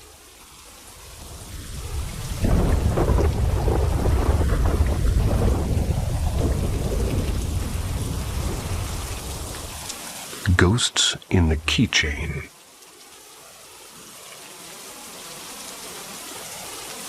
For the past 3 years, I've been walking in and out of strangers' lives, 2 homes a day, every day, photographing properties for different real estate agencies in Madrid. Almost all the homes are flats, with the occasional townhouse sprinkled in. Normally, the agent just hands me the keys and disappears, leaving me to wander through silent rooms on my own. I've never seen a ghost, but I've felt things. Odd little interruptions in reality, the kind that sit with you for long after you've locked the doors behind you. 4 particular stories have stuck with me. The silent neighbor, and this one still unsettles me. I was sent to an apartment on Gran Via, warned about its temperamental alarm system. The last agent had triggered it and ended up with half the local police at the door. Naturally, I did the same, and after fumbling with the code, I managed to silence it and began working. It was a bright flat, full of windows and cheerful light. In the living room, however, my camera's eye tracking kept locking onto something invisible, sliding steadily from wall to wall, as if following a person. I assumed it was a glitch, and it was a new camera after all. I finished, packed up, and was about to leave when the intercom buzzed. Police again. 4 officers were waiting downstairs, 2 of them calling an anxious elderly woman. She begged them to check on her brother next door. Hadn't heard from him in days. The officers asked if I'd seen or heard him while inside, and I shook my head. And my mind flashed back to that face in that camera. But later, the agent told me the truth. That man had died of a stroke days earlier, and that camera's glitch, well, never happened again.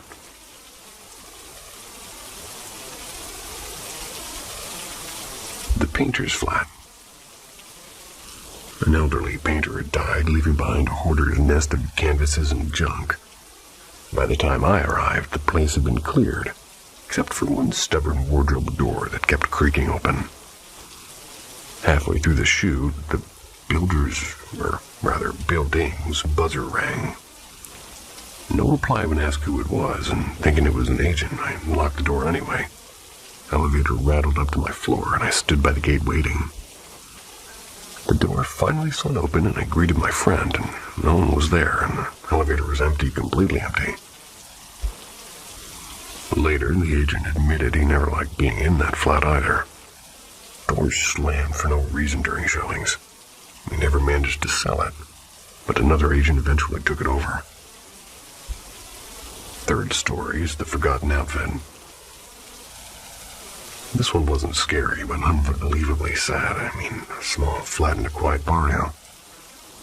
The first thing that hit me was the smell, like that warm, heavy grandmother's kitchen scent. The home was spotless except for the main bedroom, an orthopedic bed, still tilted as if waiting for its owner to return. Beside it, a chair with a perfectly folded dress and cardigan, ready for the next morning that never came. I couldn't shake the heaviness in my chest as I worked. I didn't ask questions about who would live there. I'd rather imagine she moved peacefully into a care home. The flat didn't feel like it had let her go, though. The fourth one is the family house. Sort of a rare assignment. A 2-story home with a basement. At first, I was thrilled, but the thrill faded fast, and I noticed the furniture frozen in 2020. Old magazines, half-empty bottles, a newspaper on the sofa. Upstairs on a bedroom wardrobe, somebody had spray-painted a huge silver anarchy symbol. You know, that A with the circle around it. I called the agent, and he sighed and explained that the woman still in the house had lost her husband and only child in an accident. Grief pulled her under until eventually she took her own life.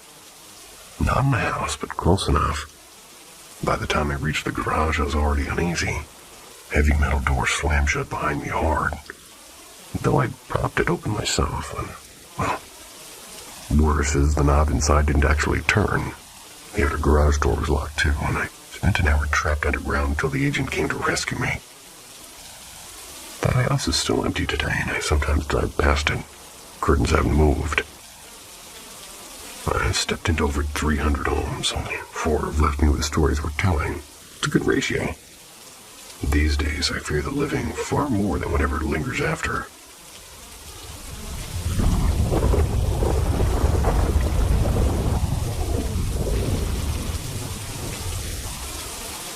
The Rooftop Stranger. Never been the type to buy into ghost stories. 13 floors up in my apartment block, life has always felt ordinary and almost boring. My place has always been safe and predictable until last week. That's when things started getting strange. The first incident happened on a muggy morning. I usually sleep with the balcony door cracked open for air, and when I got up to close it, I happened to glance across at the next building. From my spot, I can see the rooftop clearly. And that's when I saw a figure. It wasn't a person, at least not in the usual sense. Even though the sun was bright, this thing was darker than shadows, with no face, no clothes, no outline of features at all, just a black human-shaped smear standing absolutely still. Then, with an unsettling calm, it turned and vanished down into the rooftop stairwell. I stood there frozen, half expecting it to reappear, and it never did. Later that afternoon, I'm on my way to knock on my sister's door. Suddenly heard slow, heavy footsteps behind me, like somebody trailing just a step too close. My friend's thoughts were, Dad's home early. But he wasn't, and my mom was working the overnight shift. Sister hadn't opened her door once. Hallway behind me was empty. So I went back to my room. I stayed put for the rest of the day. I wasn't ashamed to admit it. I was rattled. That night, I told my dad about it. He chuckled and said I needed more sleep, and I left it at that. But the third incident sealed it for me. At exactly 12:07 a.m., my laptop, which I'd shut down hours earlier, blinked to life. The screen glowed with the desktop, the clock in the corner reading 12:07. No update, no movement, no reason. A minute later, the screen went black again. I sat in silence, staring, waiting for it to power on once more, and it didn't. There's been no direct threat, no hand at my shoulder, no whisper in my ear. But I can't shake the feeling that something's wrong, that someone or something has noticed me. Now every time I slide my balcony door shut, my eyes wander back to that rooftop, just in case.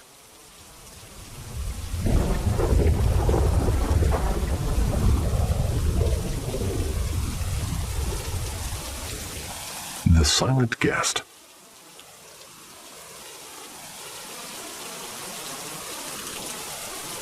I've been haunted by the same vision for as long as I can remember. A sprawling mansion and a man who always seems to be waiting for me. At first, the dreams left me terrified, but over time the fear shifted into something stranger, curiosity that I can't shake. My family owns old countryside houses. They look harmless enough, and though my grandmother once whispered that beneath the apple trees at the back there used to be an abandoned graveyard. She even joked that if somebody dug deep enough, they'd unearth bones that hadn't seen daylight in centuries. That was the first place I dreamed of the mansion. I stood frozen at its gates while my family walked inside. I couldn't move an inch no matter how much I screamed at them not to go. Every nerve in my body told me something was horribly wrong. And then I saw him. A man of average build, his hair jet black, his skin so pale it seemed to glow in the dark. He never spoke. He never moved. But his presence pulled in my family like a magnet. I woke up drenched in sweat, unable to explain what I just witnessed. After that, he became a constant. It didn't matter where the dream began, a classroom, a forest, even a crowded street. Eventually, he would be there. Sometimes he helped me, and other times he only stared. Never heard his voice, not even once. Yet he feels disturbingly familiar, as though I've known him all my life. The mansion, too, keeps returning. I've walked its corridors so many times in my dreams that I feel I could draw a perfect map of it room by room. But the last time was different. And this time, my family wasn't there. It was just me standing alone at the gates. For the first time, I stepped inside. I don't remember what I saw, only that my chest felt like it collapsed in on itself. I woke up gasping and clawing for air, certain that if I had stayed a second longer, I wouldn't have woken up at all. Can't tell dreams from reality anymore. First met him when I was a child, maybe 12, maybe 13. Now I'm 21, and he hasn't left me. The mansion waits, and so does he.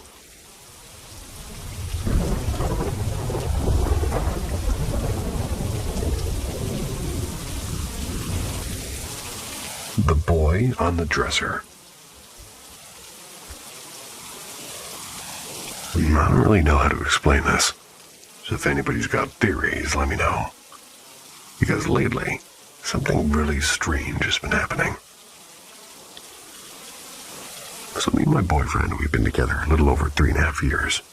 We're both Christian. I'm definitely the one who takes faith a bit more seriously.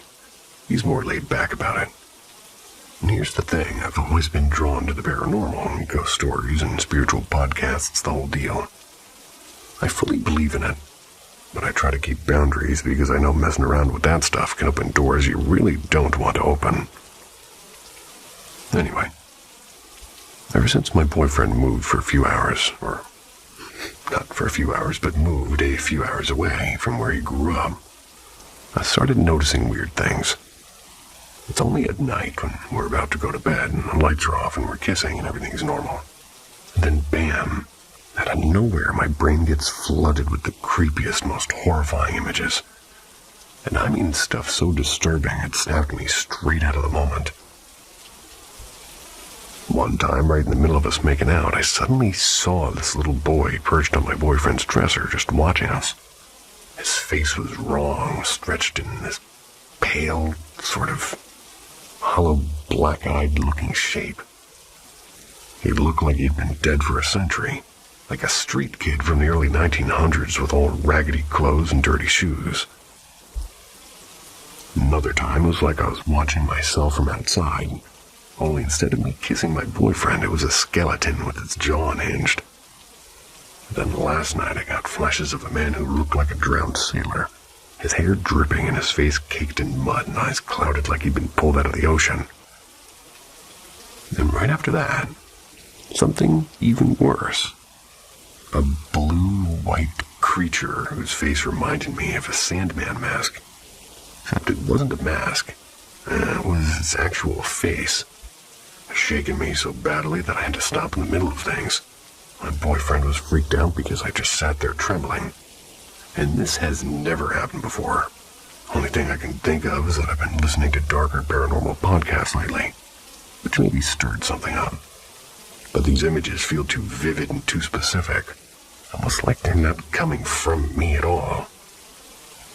So yeah, that's where I'm at. I don't know what's going on, but I know one thing. I'm not imagining it.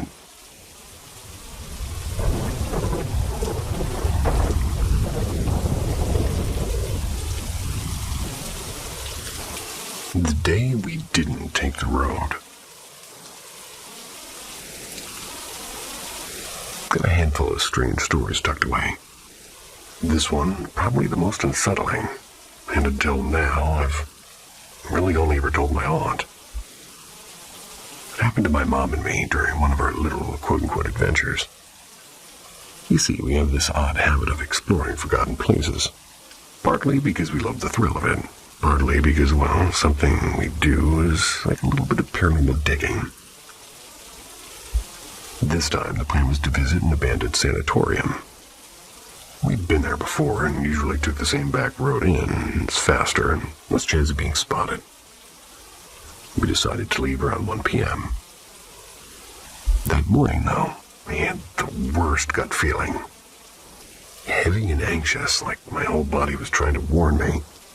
Never felt that level of panic before, and I haven't felt it since. Still, I ignored it, and I was too excited to wander those creepy hallways again. Then an hour before we're supposed to leave, an image slammed into my head of cars colliding and metal twisting. I wasn't daydreaming or watching TV, it just arrived. I shook it off and told myself I was being dramatic. And not long after, my mom out of nowhere asked if I was feeling weird about this trip. I admitted to her that I was, and I told her about the image. She just stared at me before saying that she had seen clear as day a car on fire in her mind, and that was enough. Scrapped the plan and promised we'd go another time. The next day, we learned the truth. There'd been a massive pileup on that very road almost at the exact hour that we would have been driving through. Several cars smashed together in a traffic jam, and one vehicle went up in flames. I can't explain it, but it's the closest I've ever come to believing in some kind of shared intuition. Maybe even precognition. My mom's side of the family has always been ridiculously tuned in, so to speak. So maybe it's in the blood. Either way, I'm just glad she spoke up. Otherwise, I'd have brushed it off as nerves, and who knows what might have happened. Since that day, we've made a pact. If either of us gets a bad feeling, we listen. Well, thank you for listening. Sweet dreams. See ya.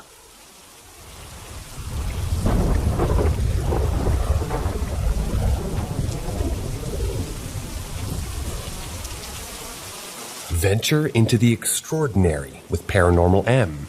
Our channel is a sanctuary for those intrigued by the unexplained. Subscribe and enable notifications to stay up to date with our latest videos and immerse yourself in the world of the paranormal. Actual thing that happened to me today. Yesterday, I met up with 3 friends in my countryside school arbor. We talked a bit and shit, and when I had to go home at 10 p.m., while they stayed and were telling scary stories to each other. White van stories, UFO, and men in suits. Later on at 12 a.m., they went home. 2 of my friends at the same direction. The streetlights go off at 11 p.m. As they were going home through a small road going through our small village, a single one-lane road with houses on each side, they stumbled upon one of the few old wooden abandoned houses with a connection to big local fields. They saw odd candle-like lights coming from behind the house. They got spooked, of course, due to scary stories. No lights, and of course, the weird ritual-like lighting from behind the house. Next day, my parents let me stay for an hour longer. So we met up and just chit-chatted.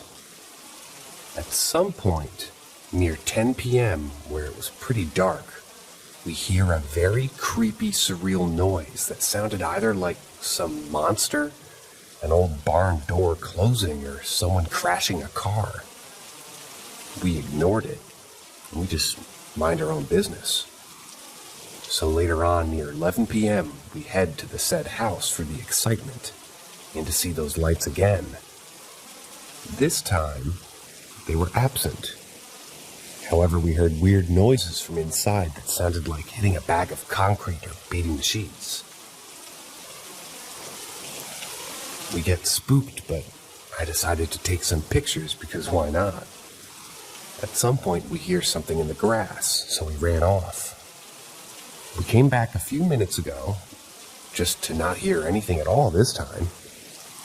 We were wondering what the hell was that. After a minute of snooping around, we heard some door opening in this shack. We got so scared shitless that we just went back home. I got information from a friend's long-dead grandma that the house is haunted. I checked the photos, and one of them got a really creepy red hue to it. I swear to my life that I never edited those photos. I'd love to share the photos, but the sub doesn't allow external links.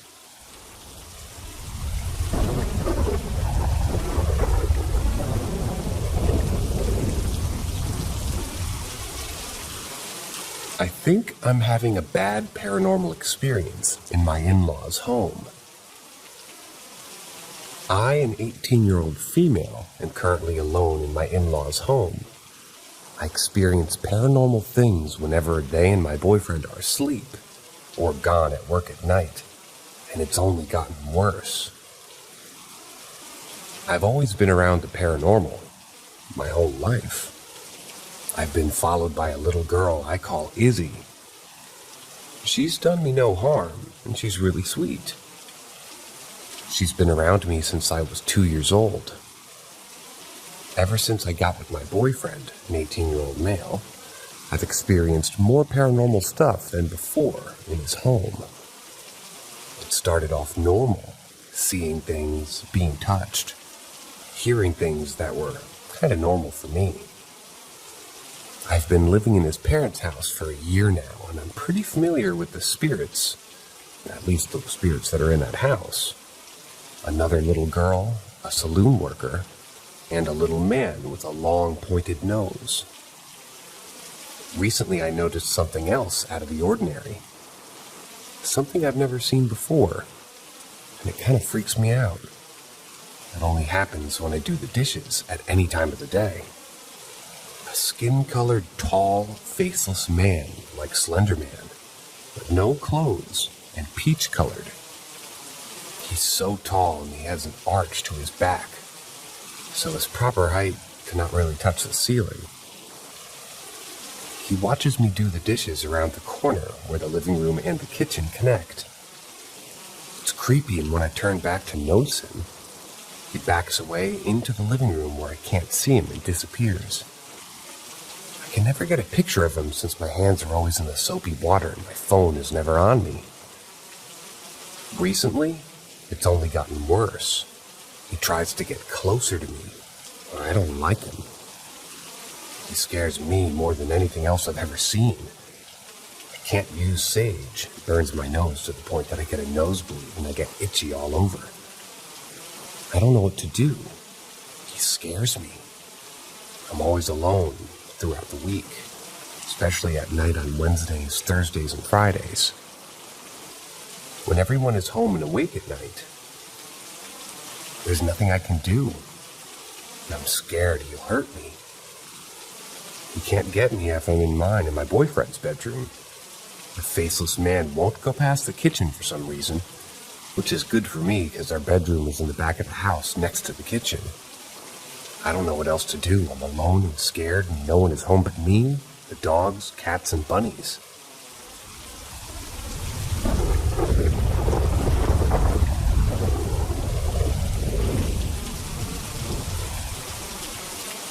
My true story from 1 year ago, somewhere in Wales. My first post to this group, and I'm telling my experience from around 1 year ago, which is one of only a handful of things that I've experienced that I cannot explain.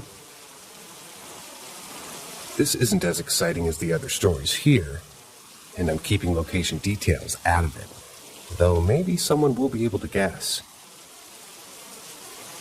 I was staying with family in an old renovated stone cottage that was hundreds of years old, built on the vast grounds of a monastery that was destroyed during the dissolution by Henry VIII.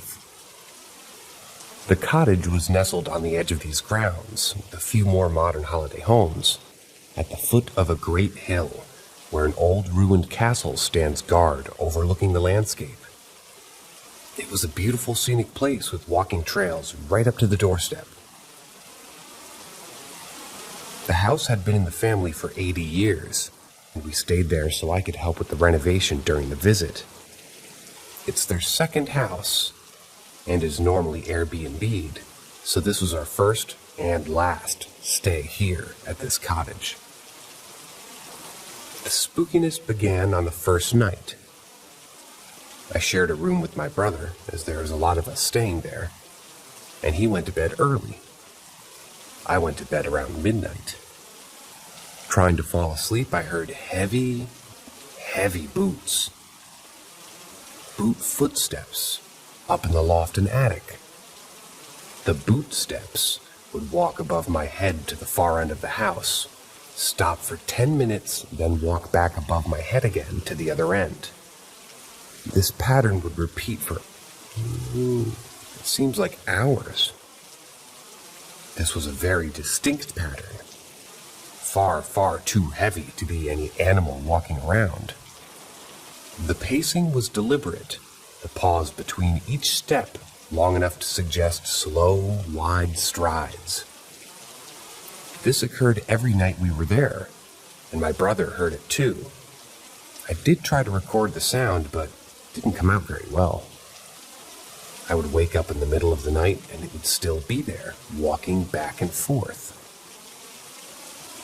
After 2 nights of this, I casually asked Granddad if this house had a loft. It did, inaccessible hatch over the stairs that would require a long ladder to reach. And his first response to that casual question was, "Why? Did you hear something?" I said yes, and explained what we had heard. He got a bit defensive and just said that it was animals and rats up there. No small rodent-type animal could make the noises that I was hearing. final story from this trip that will be quick, as it may have an explanation. On the final night, there were footsteps crunching on the stones out in the front of the cottage, around 11 p.m. This was a bit odd, so I checked out the window with a limited view and saw no one and no torchlight either. The footsteps faded away in the distance. This could be explained as someone on a walking trail late at night and just took a wrong turn and ended up outside our cottage. In the dark, without a torch, a bit strange.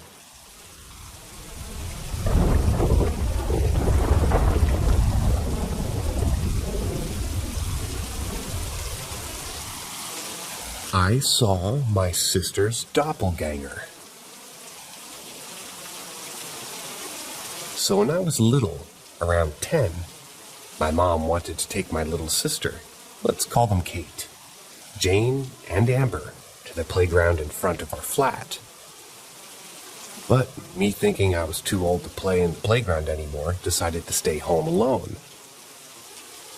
After a couple of hours, I get a call from my mom telling me that Jane has to go to the bathroom, and if I hear the doorbell ring, to open the door for her because she forgot her keys. I told her that I'm going to wait in front of the door so I don't leave my sister waiting on for too long. A few minutes later, I hear the doorbell ring, so I stand up and go to the door and start unlocking it. But something in my gut told me to look through the peephole. When I looked through it, I saw that Jane and Kate were standing in front of the door, and Kate was hiding her face and her long brown hair, like the girl in the Ring movie.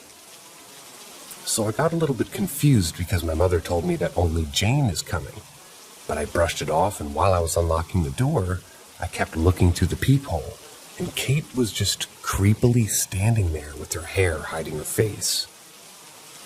When I reached the final lock, we have 3 locks on the door, and start unlocking it, I just see Kate start sprinting inhumanly fast down the stairs. Me being worried about my sister, I quickly unlocked the door and started asking Jane, where did Kate go? And why did she run like that down the stairs? She looked at me with a confused look on her face and told me that Kate was in the playground playing with her friends, and she never came up with her. After what she said, I told her that this isn't funny, to stop lying, but she just told me that she really needs to use the bathroom and pushed me out of her way. I then quickly ran to my phone and called my mom, asking her where Kate is, and she calmly answered that Kate's playing with her friends in the playground. My heart dropped after hearing what my mother said, because the girl in the front of the door was wearing the exact same clothes as her and had the same body structure and hair. So if Kate was playing outside with her friends, then who did I see at the front door? After that, for a couple of days, I barely slept, and I was scared to stay alone in the apartment. And years later, I'm still confused and wondering about what I saw that day.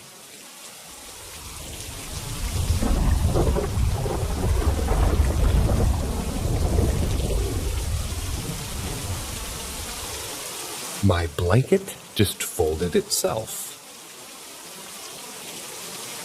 I'm currently typing this exact text 3 to 5 minutes after this just happened, and I'm really fucking confused. At the moment, I'm on a trip with my father to India, in which we're seeing his side of the family. My mom, unfortunately, couldn't come due to work reasons, and my brother is busy with college. After eating breakfast, I went back to the room that my father and I are staying in and sat on the bed for a minute or two. The blanket remained in the same spot it did when I got up 2 hours ago. I then got up to close the door, but I hesitated for some reason, and I decided to grab my toothbrush to brush my teeth with. But then I thought, fuck it, I'm too lazy for that shit. When I turned toward the bed, the blanket was neatly folded up on the edge of the bed. I thought, what the hell? It was spread out just a second ago. I then sat on the bed confused for a minute and kept glancing at the blanket. I then opened my phone, found this subreddit, and I'm currently typing this just after this experience happened. I'm sure it's nothing, and I might just be imagining things. But this is really terrifying. I've never had something like this happen to me before.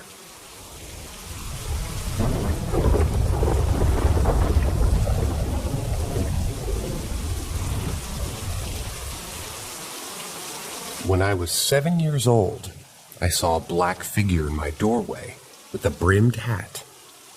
What did I encounter? It was a normal day. I was playing with my dog outside named Harley. She was an English bulldog that was as friendly could be. My aunt called me in for bed. I was sad because I was having fun with my dog playing tug of war. I went inside and laid down in my bed. My uncle came to my room, gave me a hug, and tucked me in. At least an hour later, I put the Goofy movie into my VHS player, and all of a sudden I had a really weird feeling. Not like I was being watched or like I was dreaming. It was a feeling of familiarity, like I was in the presence of someone I knew. I didn't feel scared at all. I looked up, and there he was, at least 6 feet, 4 to 6 feet 6, wearing a long trench coat that went all the way to the ground and a broad-brimmed hat. Whatever I was seeing was completely black, darker than the dark room that I was in, and completely featureless. When I saw it, I wasn't scared or paralyzed. I was more curious. And I honestly felt safe and like it was friendly. So I said, "Hello?" and snapped my fingers just to make sure I was awake. I looked at him for at least 10 minutes before I waved at him. As soon as I wave at him, he's gone just as fast as he appeared. I lay in bed, completely stunned by what was happening. I went back to watch the Goofy movie, and I had an entirely normal night after that. Nothing else was strange or out of the ordinary. The weirdest thing was that I wasn't scared by the shadow figure.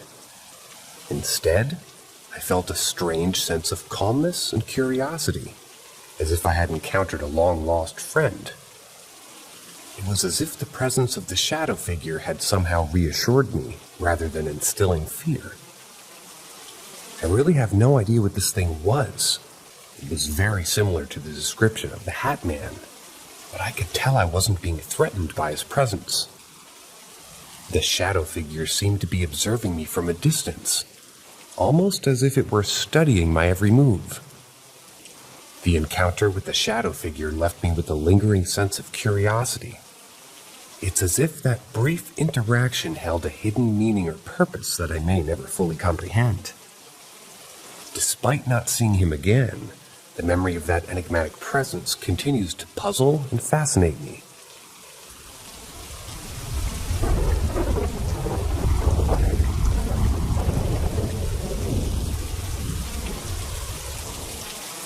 The things that haunt me. My family on my father's side has always been a bit more in tune with the taboo. So I grew up in a very open family when it comes to unexplainable things. Here are some tales of the things that have haunted my 25 years on this planet. I was a very odd child. I always liked weird things and the unknown. So I dabbled like a moron. And as we all know, when you go looking, something comes looking for you. I was about 13 years old, living in an apartment building with my mother and stepfather. I've always had insomnia, and one evening I was tossing and turning when suddenly I felt dread. I was absolutely terrified. I had no lights on as I was trying to fall asleep. In this bedroom, I had double sliding mirrors facing my bed. I didn't know any better. Finally, I summoned up the courage to open my eyes and roll over, and when I did, I stopped breathing. Standing next to my bed, facing the wall and looking outside, was a girl, roughly the same age, with long black hair and soft pink polka-dotted nightgown. Just staring at the wall, not moving, not breathing. I stared at her for what felt like hours, but was probably just moments. And then I hid underneath my covers. It was probably about 15 minutes before the dread passed, and when I finally opened my eyes and peeked again, she was gone. This was the first and last time I ever saw her. I would always get home first, as my mom and stepdad are police officers, so I was always alone. The apartment sometimes would just feel so heavy. My computer desk faced a wall, and my back would be towards all the doors. These doors would creak and move all the time, which was whatever, but one day I was on my webcam and I looked, and in the door to my parents' room, there was a black mass standing there, just existing. I, of course, panicked and looked behind me to find nothing. Things like this continue to happen to me throughout living there. Fast forward 2 years, I'm now living at my stepmother's home. I was taking care of her during her stage 5 breast cancer, so I'd often be home alone while she was in the hospital undergoing treatment. One day I'm sitting in the living room watching TV, and from the corner of my eye, I see roughly 4 people in my yard walking up to my porch. I was weirded out as we live in the middle of nowhere. My stepmom has so many friends that it wouldn't have been too strange for somebody to come. I wait and wait for a knock. Nothing. So I go open the door, and nothing. No one is there. I go and look around the property and the gate. No one's there either. I ignored this and went on about my days. Maybe a month or so later, though, I'm downstairs again with Sky, our beautiful massive GSD, just watching TV. And suddenly we hear a slam from upstairs. It sounded like someone fell, got up, and fell again. I was there alone with just the dog, but the dog was with me. It took me a good 30 minutes to go upstairs and look. I was scared, and Sky was scared. I wasn't going to go up there without her, and she was refusing to go up there at first. I checked my stepmom's room, and everything was normal. So I go about checking all the rooms. I finally get to my room, and it's destroyed. My clothes were everywhere. My bed was disheveled. And a dog kennel I had in there had the door ripped off. And it was sat neatly next to the kennel itself. Needless to say, Sky and I slept downstairs.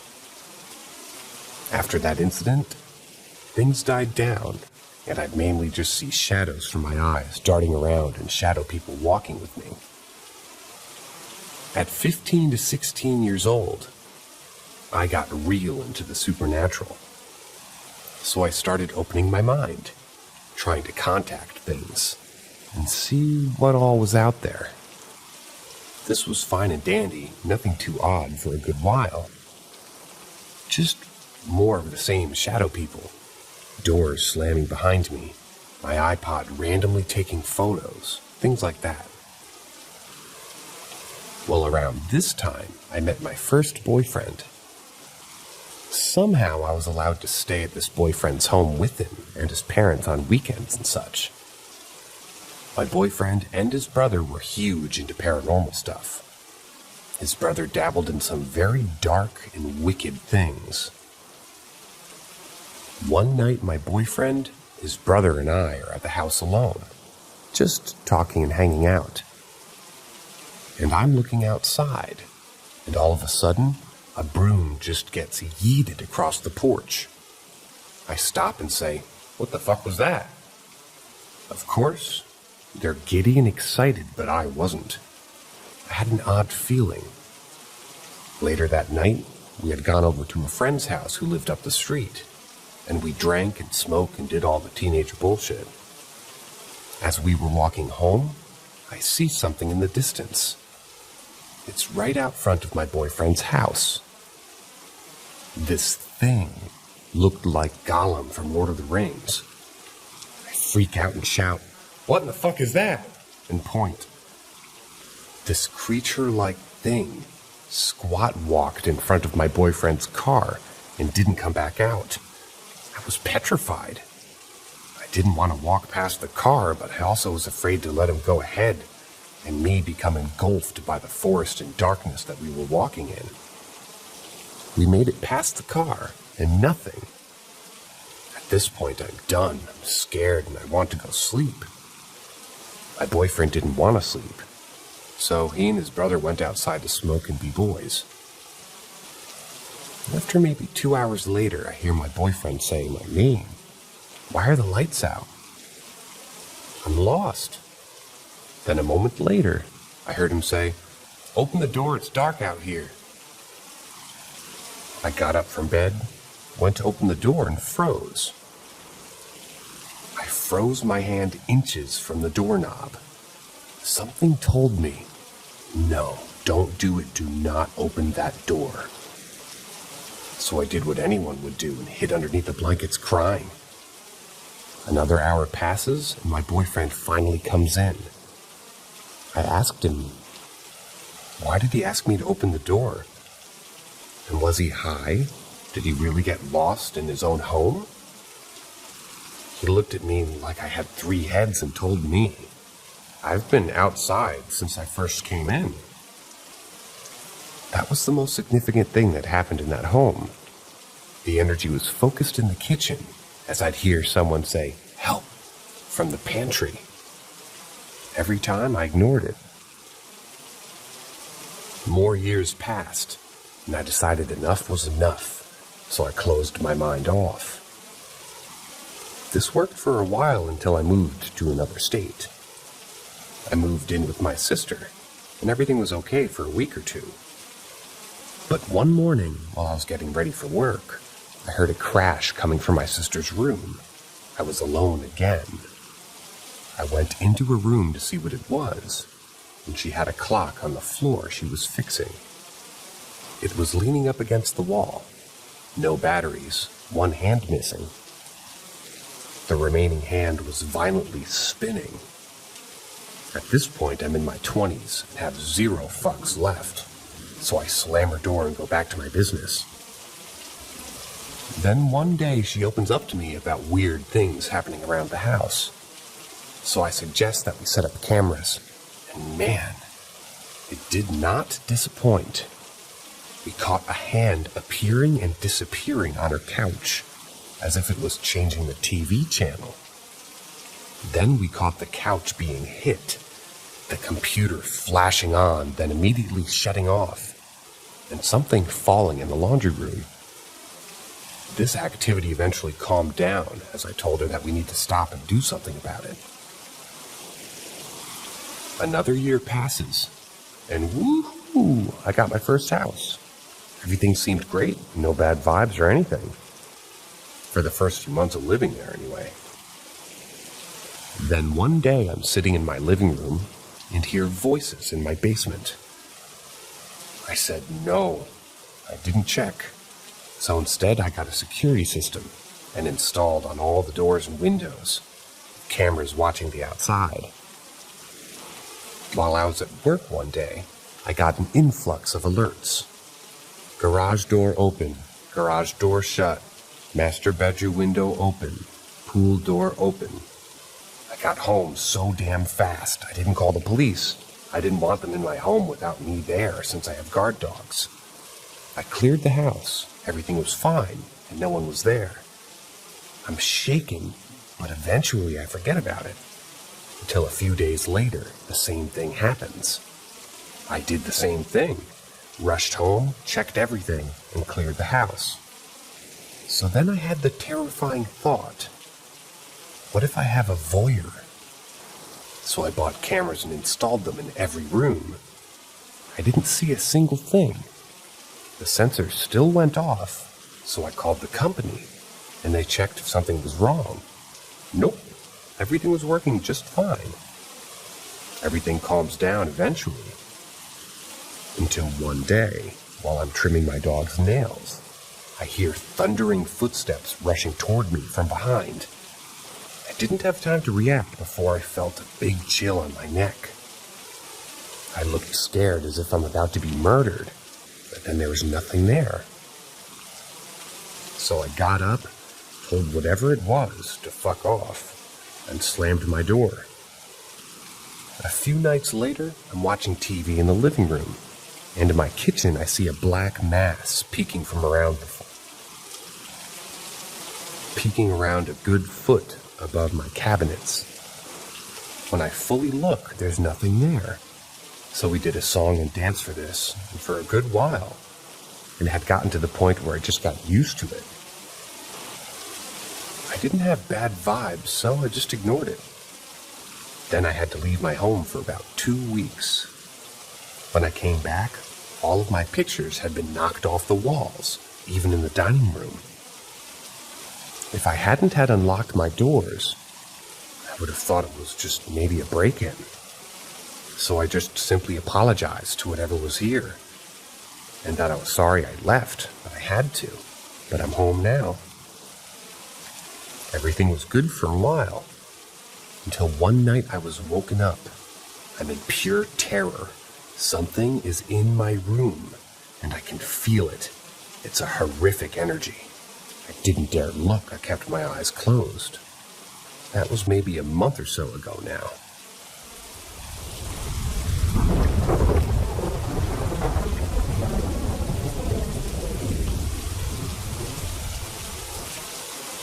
Ask Reddit. I attended a boarding school in Nigeria, and during my years, and even up until now, the school was haunted. There's several creepy experiences I've encountered, not only me, but like almost all the students in the school. I'll only share a recurring experience among several other experiences.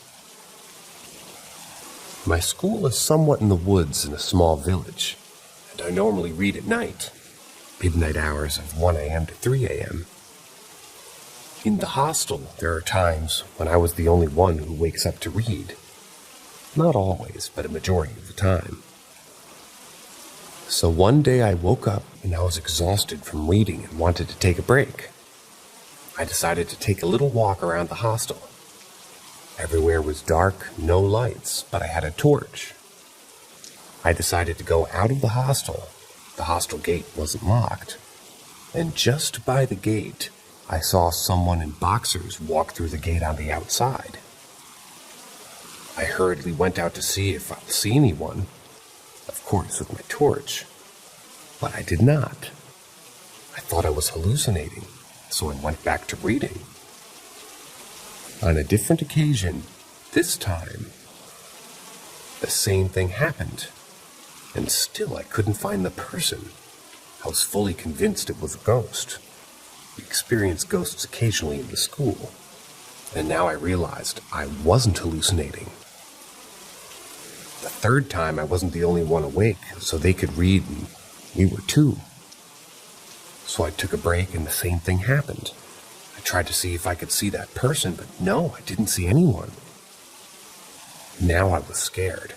I closed the gate and ran into the hostel. I told the other guy who was awake and we closed the door. We both slept out of fear. This thing happened around 2 a.m. at midnight. Until this day, I don't know who or what that person is. I couldn't figure out before leaving the school. I left in 2018, so it's very recent.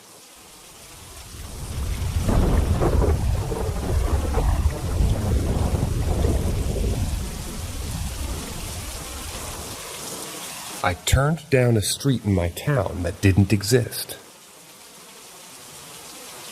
Growing up in a Tennessee town with a population of around 27,000 in the late 1990s, I had acquired a few years of driving experience while still attending high school. One day, my friend and I decided to take a leisurely drive, a common pastime at the time due to the affordable gasoline prices.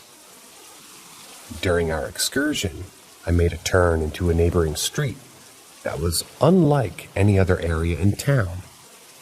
It felt as if we had been transported to Mexico. Each house displayed a distinctive Mexican style, and numerous Latino individuals were outside their residences, staring us down as we drove by. A striking contrast in architectural styles compared to the Tennessee surrounding areas left both me and my friend bewildered, prompting us to ask, what the hell just happened? We circled back around the neighborhood to find the street again. For the life of me, we couldn't find it. We spent a considerable amount of time driving around, retracing our paths repeatedly. Instead of the street we remembered, there was now an open field occupying the spot where we had just made the turn. Determined to find it, we visited the local library and the city offices in search of current and historical maps of our area. We found maps, but we found no street where we remembered turning. I'll always remember the eerie feeling of being stared at like we didn't belong, and how that feeling was amplified when the street seemingly vanished.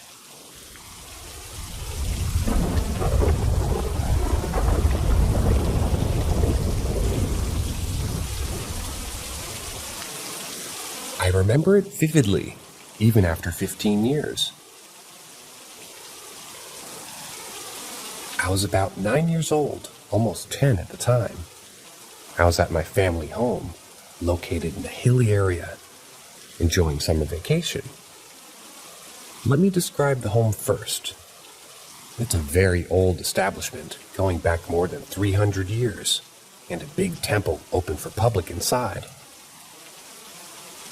Now, almost every room and the temple is at the top part of the hill, and only 3 things at the bottom, which is about 100 or 120 steps down. My grandfather's room, who's a monk, his guru, his teacher's burial site, and a duplex. It tends to get very, very hot in that region, and only one room in that duplex had an air conditioner, which no one in my family, big joint family, used. I told my dad that I would sleep there, as it was very hot and I wanted to sleep in an AC room. My dad agreed, and I went there to sleep. Now, this duplex and my grandfather's room is separated by a porch covered with smooth pebbles, and the duplex rested between my grandfather's room and the burial site.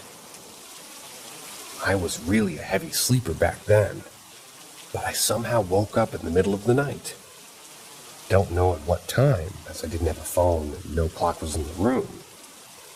But I heard someone entering the porch, and I could clearly see the footprints being made on the pebbles, but I couldn't see anyone.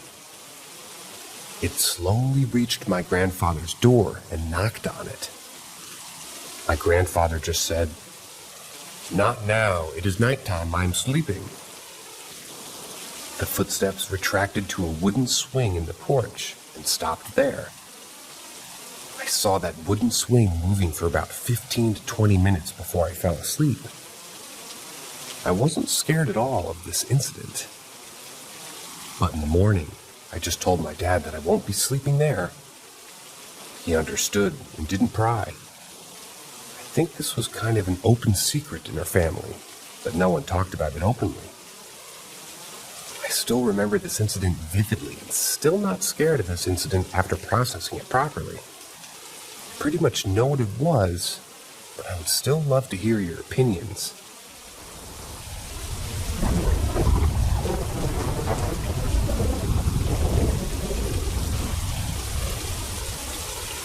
A voice saved my life.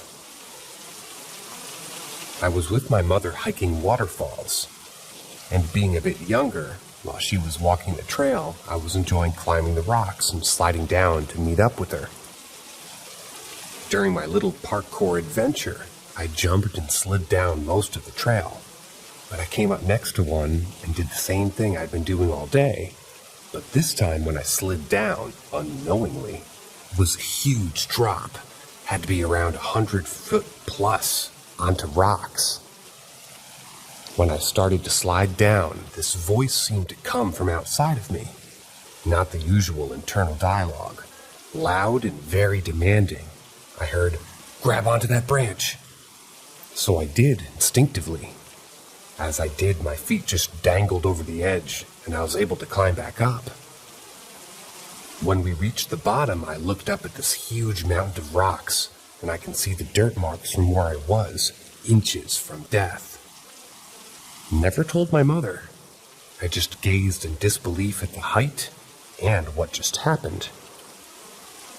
Still, almost a decade later, it puzzles me at how lucky I was that the voice was there and the branch being there, as well as it's not just snapping when I grabbed it. Only thing I can think of was a guardian angel, cliche as it sounds. It amazes me, the will of instinct.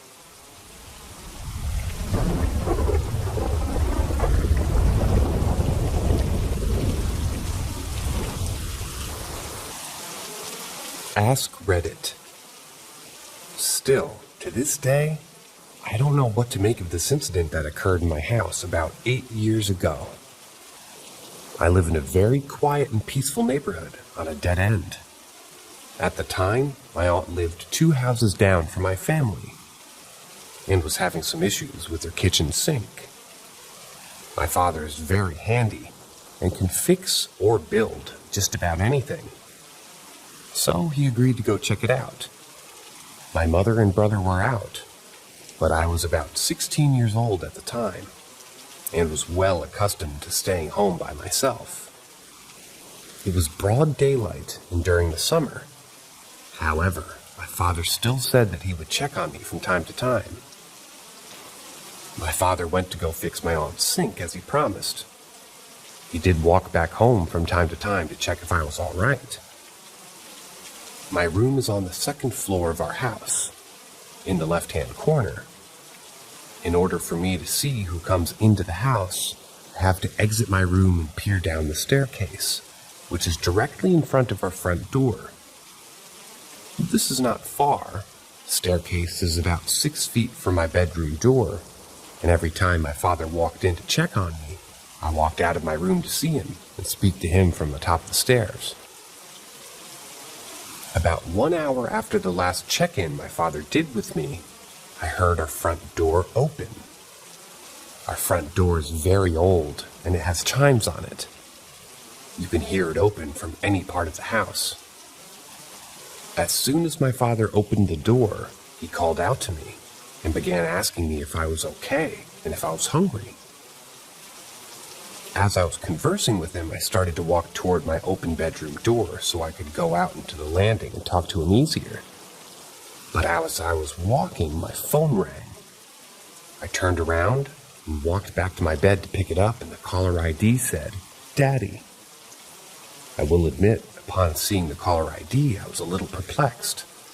But then I figured my father might have butt-dialed me. He recently had gotten a new phone, and the touchscreen was activated by other objects, not just finger pads. I yelled downstairs, "Daddy, you're calling me?" And I decided to pick up the phone anyway. I, for no reason at all, jokingly answered, "Hello." I did not expect to hear my father on the other side. "Hey, I'm finishing up over here soon." I fell deathly silent. I hear my father continue to speak to me on the phone, but I'm also hearing my father, the same exact voice, speak to me from downstairs in the living room. I whispered into my phone, "Daddy, where are you?" And he proceeds to tell me that he's at my aunt's house, and that I already knew that. I would also like to add that on the phone in the background, I can hear my aunt and her children. My father then asks me if I'm hungry.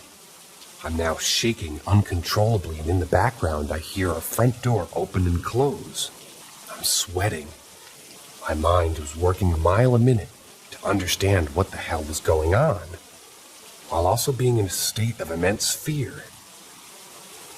I tell my father something along the lines of cutting it out that he just asked me that because he was literally just walking out of the front door.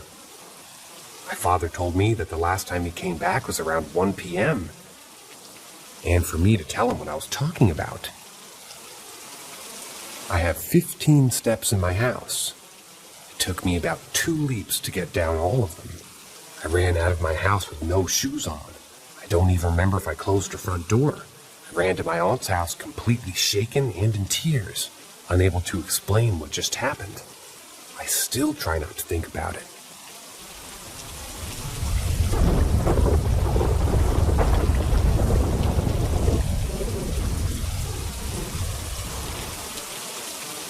About 10 years ago, I had a baseball-sized lump on my neck, and after 2 small biopsies, they were still unable to diagnose, and why I was sent in for a 3rd biopsy. The procedure is called a VATS, and they made an incision between my ribs to feed in a robot arm that would root around in my chest with a camera and take samples of various lymph nodes. To give the arm more space, they collapsed my right lung and put in a chest tube. I didn't have any idea how painful that part of the procedure was going to be.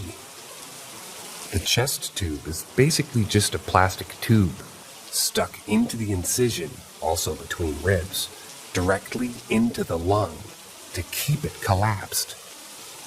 Every breath with one of those inside you is enormously painful. It was only an overnight stay after the procedure, and knowing that it would be painful, they gave me an IV drip of Dilaudid. I was still in white-knuckle pain all night, so I couldn't even imagine without the medicine. It was a 2-bedroom, and I had it to myself for a few hours after I awoke from the anesthesia. And I was to get no further sleep that night. As the day fell into evening, and the room was shaded in the violet of an impending winter's evening, the door opened, and a man was escorted into the room by a nurse and a police officer. With no introductions made, or even a glance in my direction, they left us alone. The man appeared to be at least in his 50s, with long gray matted hair and wearing a tattered Vietnam-era military field jacket and dirty stone-washed jeans. The searing white-hot pain tearing through my right side had made me hyper-aware and had stolen my breath and had rendered me unable to speak. The man paced for hours, mumbling to himself angrily. No one had even bothered to pull the curtain between us. Every hour or so, an alarm on my IV machine would go off and would blare until a nurse came in to punch in a key sequence. As the evening wore on and the staff dwindled, the machine's alarm sequences became longer in duration. It became maddening to both myself and my fellow wanderer, let's call him. His pacing became more frantic, as his ranting became angrier, and he dug his fingers through his hair. My machine's been beeping for the better part of an hour, and I had been spamming the nurse call button for its entirety. Even the smallest movement of my thumb hitting the button caused a burning electrical fire down the entire side of my body. Every muscle from my head to my toe was stiff and tensed for the entirety of the evening, and the muscle cramping seemed at the time to be the only pain that the IV was keeping at bay. I was unable to move or speak.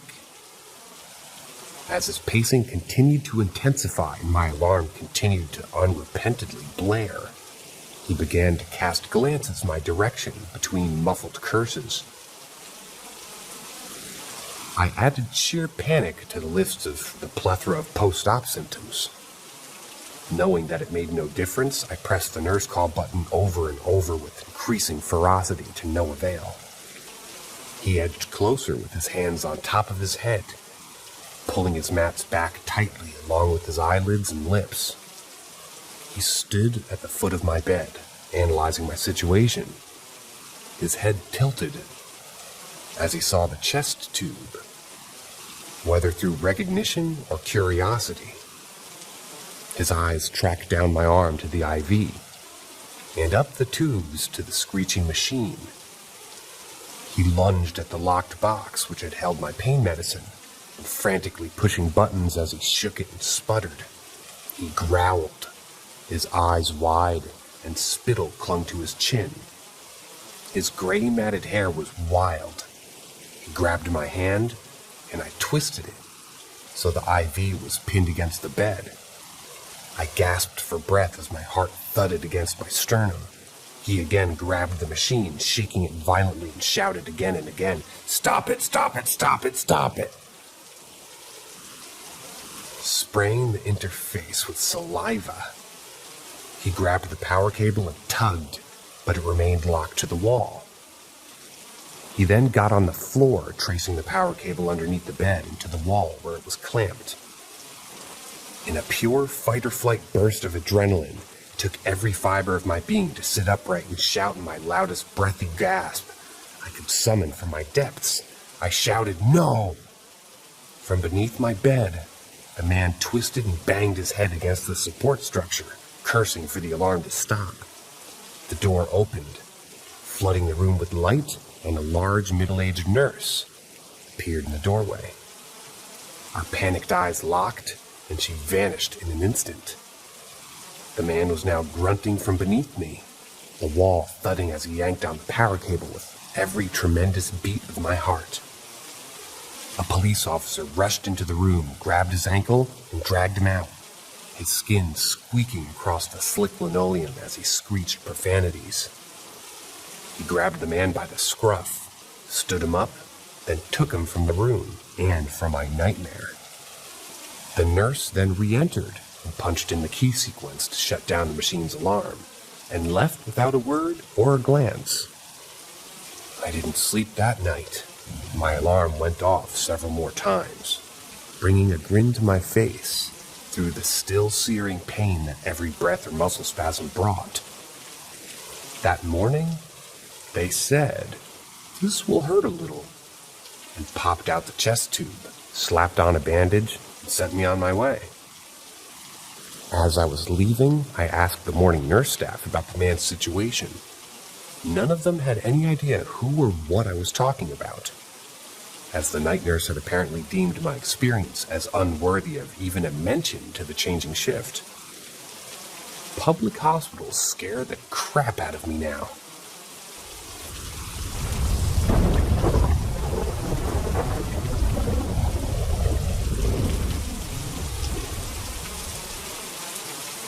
Living in 2 haunted houses in my teens, Part 1. These experiences are from my teen years growing up in a decent suburb at the time in Northern California. I was never a believer or disbeliever in ghosts. I was a kid, but experiencing what I did definitely made me a believer. I've never told my experiences to my friends or family, but I wanted to share it with you guys here. We moved into our new home in 2003. I was about 12 at the time. For the first few years, everything seemed completely normal. I had friends on my street, and everything was pretty fair. Everybody just was growing up. 4 years later, my little brother was born in 2007. This was probably my first experience with any type of paranormal or such. My mom had a baby monitor upstairs in her room next to his crib, and she had left it on one Saturday morning as we all went down for breakfast. We were all at the table eating when suddenly we hear a baby crying from the monitor speaker in the kitchen. But it sounded exactly like my brother's cry. But he was at the table with us. So we go up to the room and check. Nothing. We unplugged the monitor, and all were shocked at how the cry was so similar. None of our neighbors had any babies, and our windows weren't open, so we never figured out what caused that to happen. As time went by, My mom would wake up and hear spoons clinging on plates, as if someone was eating cereal or something. And she'd call downstairs for anyone, but we'd all be asleep. My sister would wake up and feel weight on the foot of her bed, as if someone sat on her bed. We all started to see and hear things closer to 2008 and 2009. We all knew, but honestly, we weren't as afraid as one would think. One night, as my mom woke to feed my brother, she saw an entity in the corner of her room. But as she looked up, she said it had dashed super fast into the closet. And she woke up my dad to go check and didn't find anyone there. She explained it as a topless male. She couldn't make out a face. She thought it was me. But definitely wasn't me.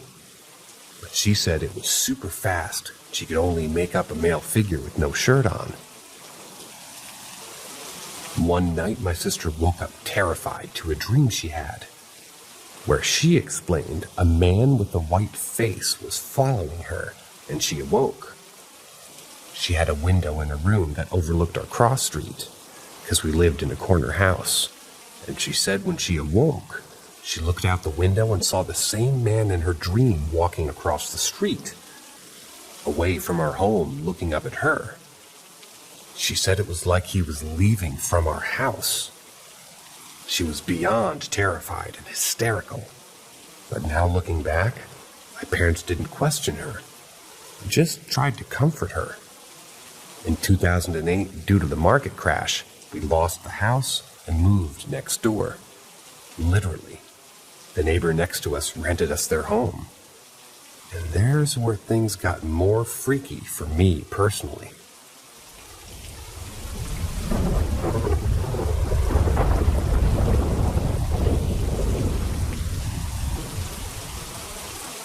Living in Two Haunted Houses, Part 2. I'll also retouch some of my experiences in my first home, now that I'm on my computer. Just to go over really quick, my first home we experienced baby noises from my brother's baby monitor upstairs while we were all downstairs in the kitchen. We would hear plates and spoons in the kitchen as if someone was eating. My mom woke to see a male figure in her room, and my sister had a dream of a man with a white face, to awake to see the man walking away from our home outside. Yeah, it's crazy, but when we lost our home in 2008, we moved next door. This is where I saw most of these unexplained happenings. Once we moved into our neighbor's home next door to our old house, right away we just felt this uneasy energy. The home just felt dark, even with all the curtains open. Here, I felt as if I was being watched. Here, I'd be up at night playing Xbox when I would hear my door creak, and I would look at my door and see the knob turn and my door slowly open. No one there. I brushed it off. I was not too spooked or thought too much of it. There would be times I would go downstairs and eat, and come up to my TV and Xbox completely off when I had left it on. My dad would be up at night watching TV, and would say he'd hear someone upstairs bouncing. What he said sounded like a ball against the walls, very loud. It was strange. By this time, my sister had moved out, so it was just my brother and parents. My brother's room was right next to mine. He was about 1 at the time.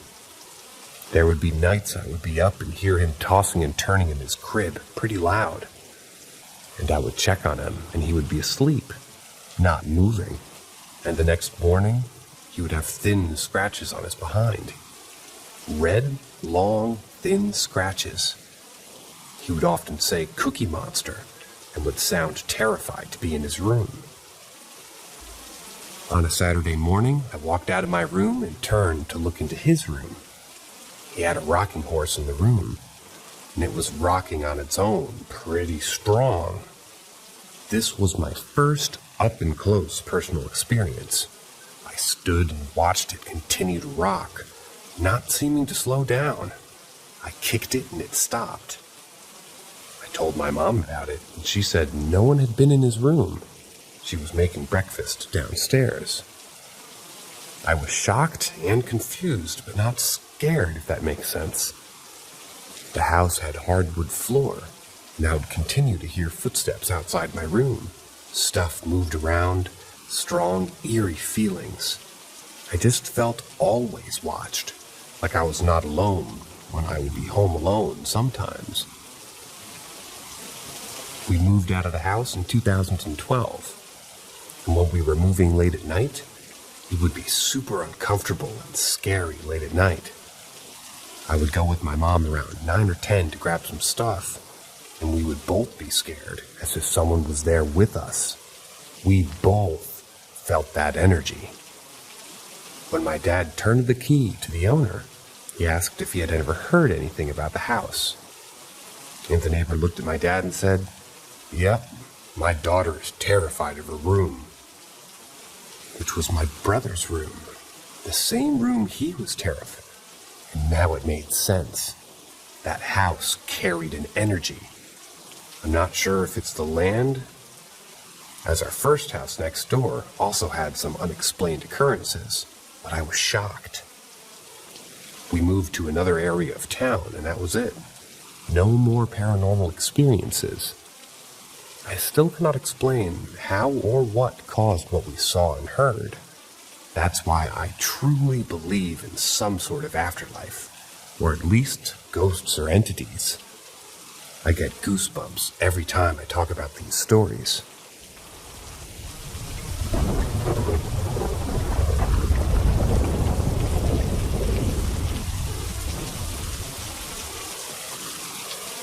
Friend's haunted house. First occurrence. In the early 2000s, I spent a lot of time at one of my best friend's houses. We'll call him Kurt. We would work out in his basement, garage, and hang out in the bungalow-style second floor. There was about 5 of us who would regularly hang out there. One weekend, Kurt was out of town, and he gave us the green light to go work out in his basement. While my buddy Mike and I were starting to rotate on heavy bag and jump rope, we both had this very strange feeling of being watched, and the energy of the room became very dense and thick. It all seemed to be coming from this corner of the room. We both acknowledged how weird it felt, but continued. This lasted about 2 minutes before both of our arms started to burn on the exact same spots, right above our elbows. We both had these large red areas that were absolutely on fire. Nothing made any sense because we didn't have anything come into contact with them. We immediately left the house, and as soon as we did, our arms returned to normal. The redness was gone and the burning sensation subsided. Second occurrence. Back at Kurt's house with a couple of us hanging out with him and his 4-year-old daughter. Kurt had to run and pick up his wife, and we were babysitting while he took off. We all were on the second floor hanging out and playing games with this kid. She randomly got up and walked downstairs without saying anything. My buddy Mike and I didn't really think anything of it until we heard her talking to someone, and it sounded like she was answering questions. I got up to go look over the railing, and she was above the stairs, and I was seeing if I could spot her. It sounded like she was still at the bottom of the stairs. That's when I saw a very distinct softball-sized white orb floating up the stairs. And as I was watching this thing, totally shocked, it ascended rapidly, made a 90-degree turn, and went right through my leg. As this happened, I reactively tried to jump out of the way, but couldn't avoid it. I immediately turned to my buddy Mike and asked, "Did you see that?" He looked hilariously confused, and the expression, "You look how I feel," came out. We couldn't believe what the hell just happened. My leg felt strange and warm, but not painful at all. We came downstairs and waited for Kurt to get back. As soon as he did, we told the story. and also talked about the burning arms incident. He was dumbfounded and told us he never experienced anything like that in the house. Wondering if it never presented itself to him, or was Kurt just blind to it all? After that, we were never there without Kurt again and never experienced anything else.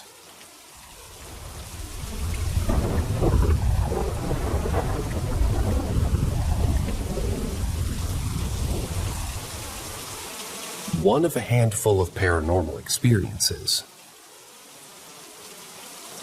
This instance occurred in northern Michigan at an old hunting cabin that my dad and uncles leased for about 5 years. The cabin belonged to an old couple before they started leasing it. The husband passed away and the wife decided to put it on the market. It was on about 300 acres of land in the middle of absolutely nowhere. This was a pretty large home with 5 rooms that had at least 2 twin beds in each room, with the exception of the couple's bedroom, which was always locked.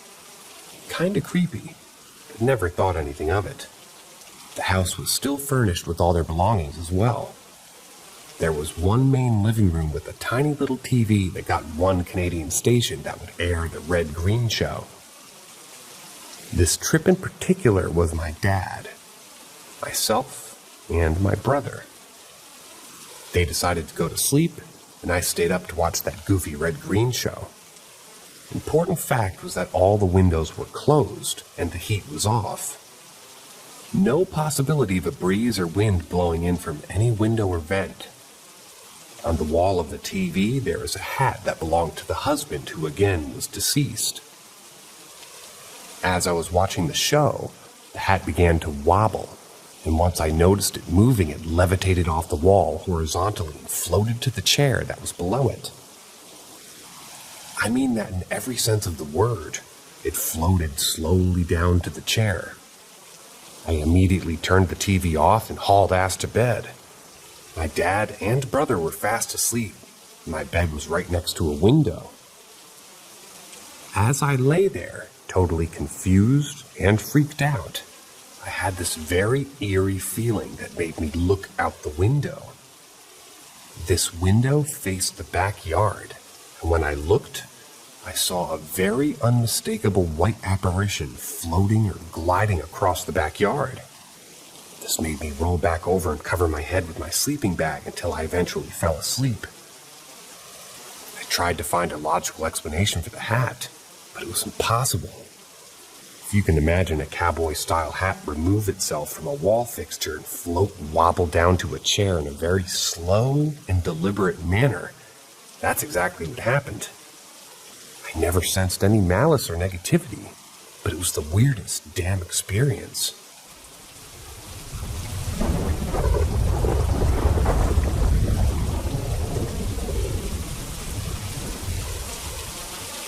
My parents moved to a house built in the late 1800s. I've never felt comfortable there, just like I was being watched. A few times I swear a ghost was in my bedroom sitting on my chest. I couldn't get up, I couldn't move, I was just stuck, paralyzed. Then it moved, and I'm able to move again, and I see an orb float off into the wall. After I moved out, my wife and I would visit with our kids, infants at the time, and they would often quote-unquote zone out and stare at the wall like they were watching something or someone.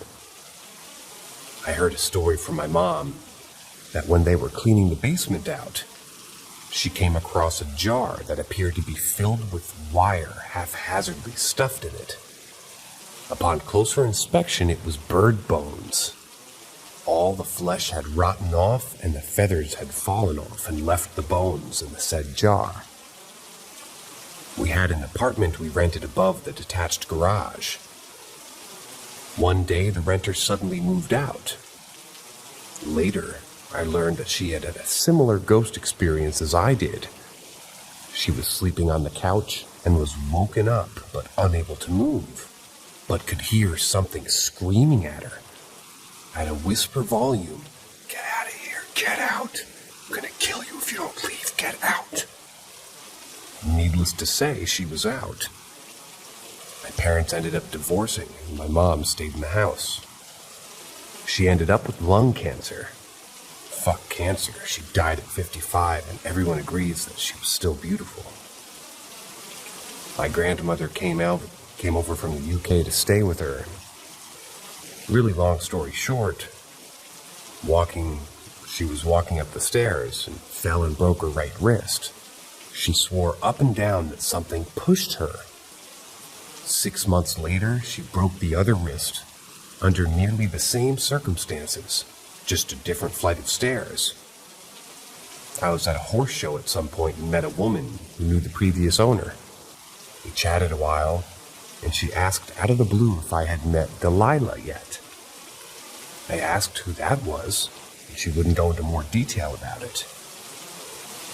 There are other, unexplainable events that happened in that house. My mom used to see spirits in the corner of her eye, an old man, walking and reading a book. She could never see him directly. She couldn't say if he even had legs.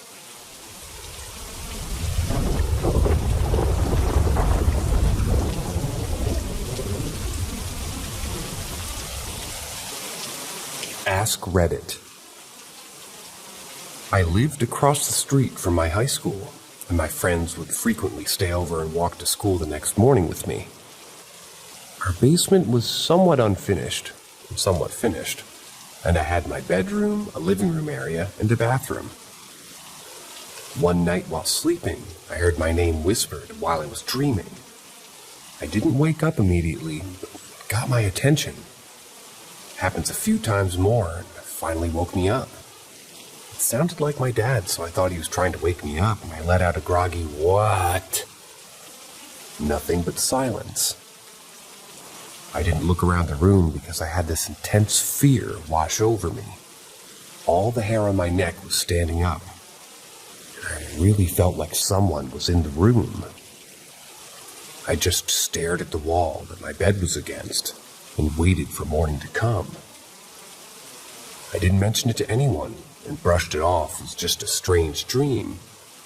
Sometime later, maybe a month, my friend was visiting and had fallen asleep on my bed. And he fell asleep watching TV. I let him have it, and I slept on the couch in the upstairs living room. The next day, he tells me about a voice that woke him up whispering my name. He claims to have seen some luminous figure in the corner of my room. To this day, we both get freaked out if I imitate the voice. I sound a lot like my dad. I don't know what it actually was. Coincidental shared imagination seems highly unlikely. It wasn't my dad.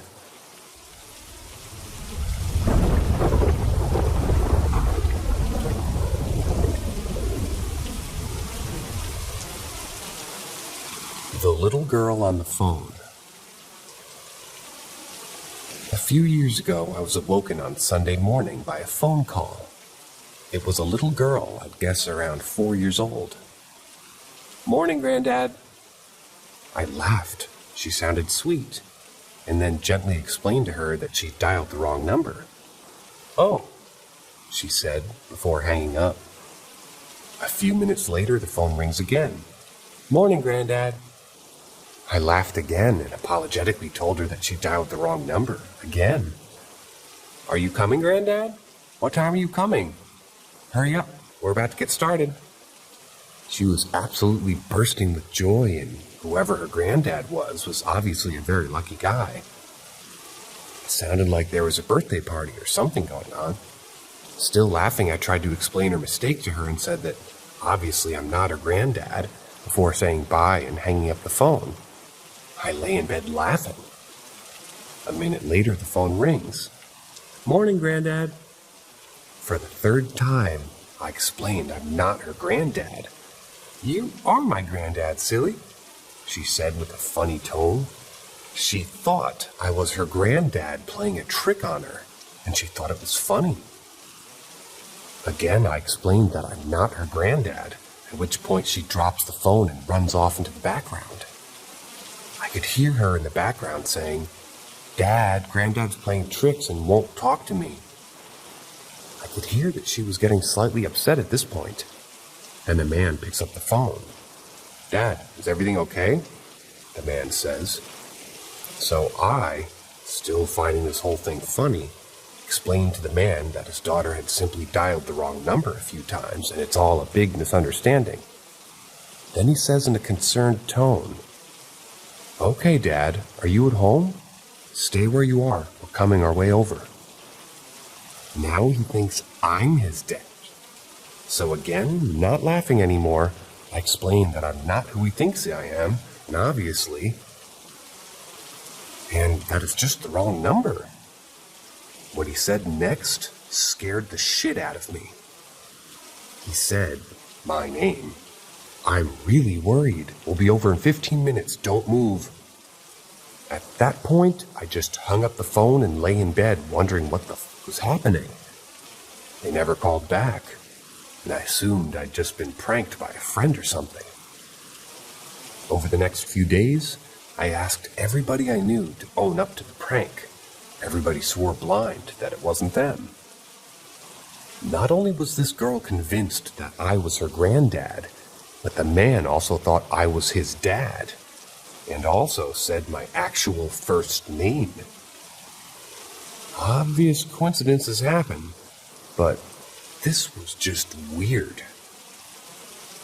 So a few days later, still puzzled, I thought I'd just ring the number back and see who answered. The number wasn't in use. I just got a dead tone. Weird, huh? I think I was called by a grandkid in a parallel universe or something. And judging by the sound of her voice, the parallel me was one lucky guy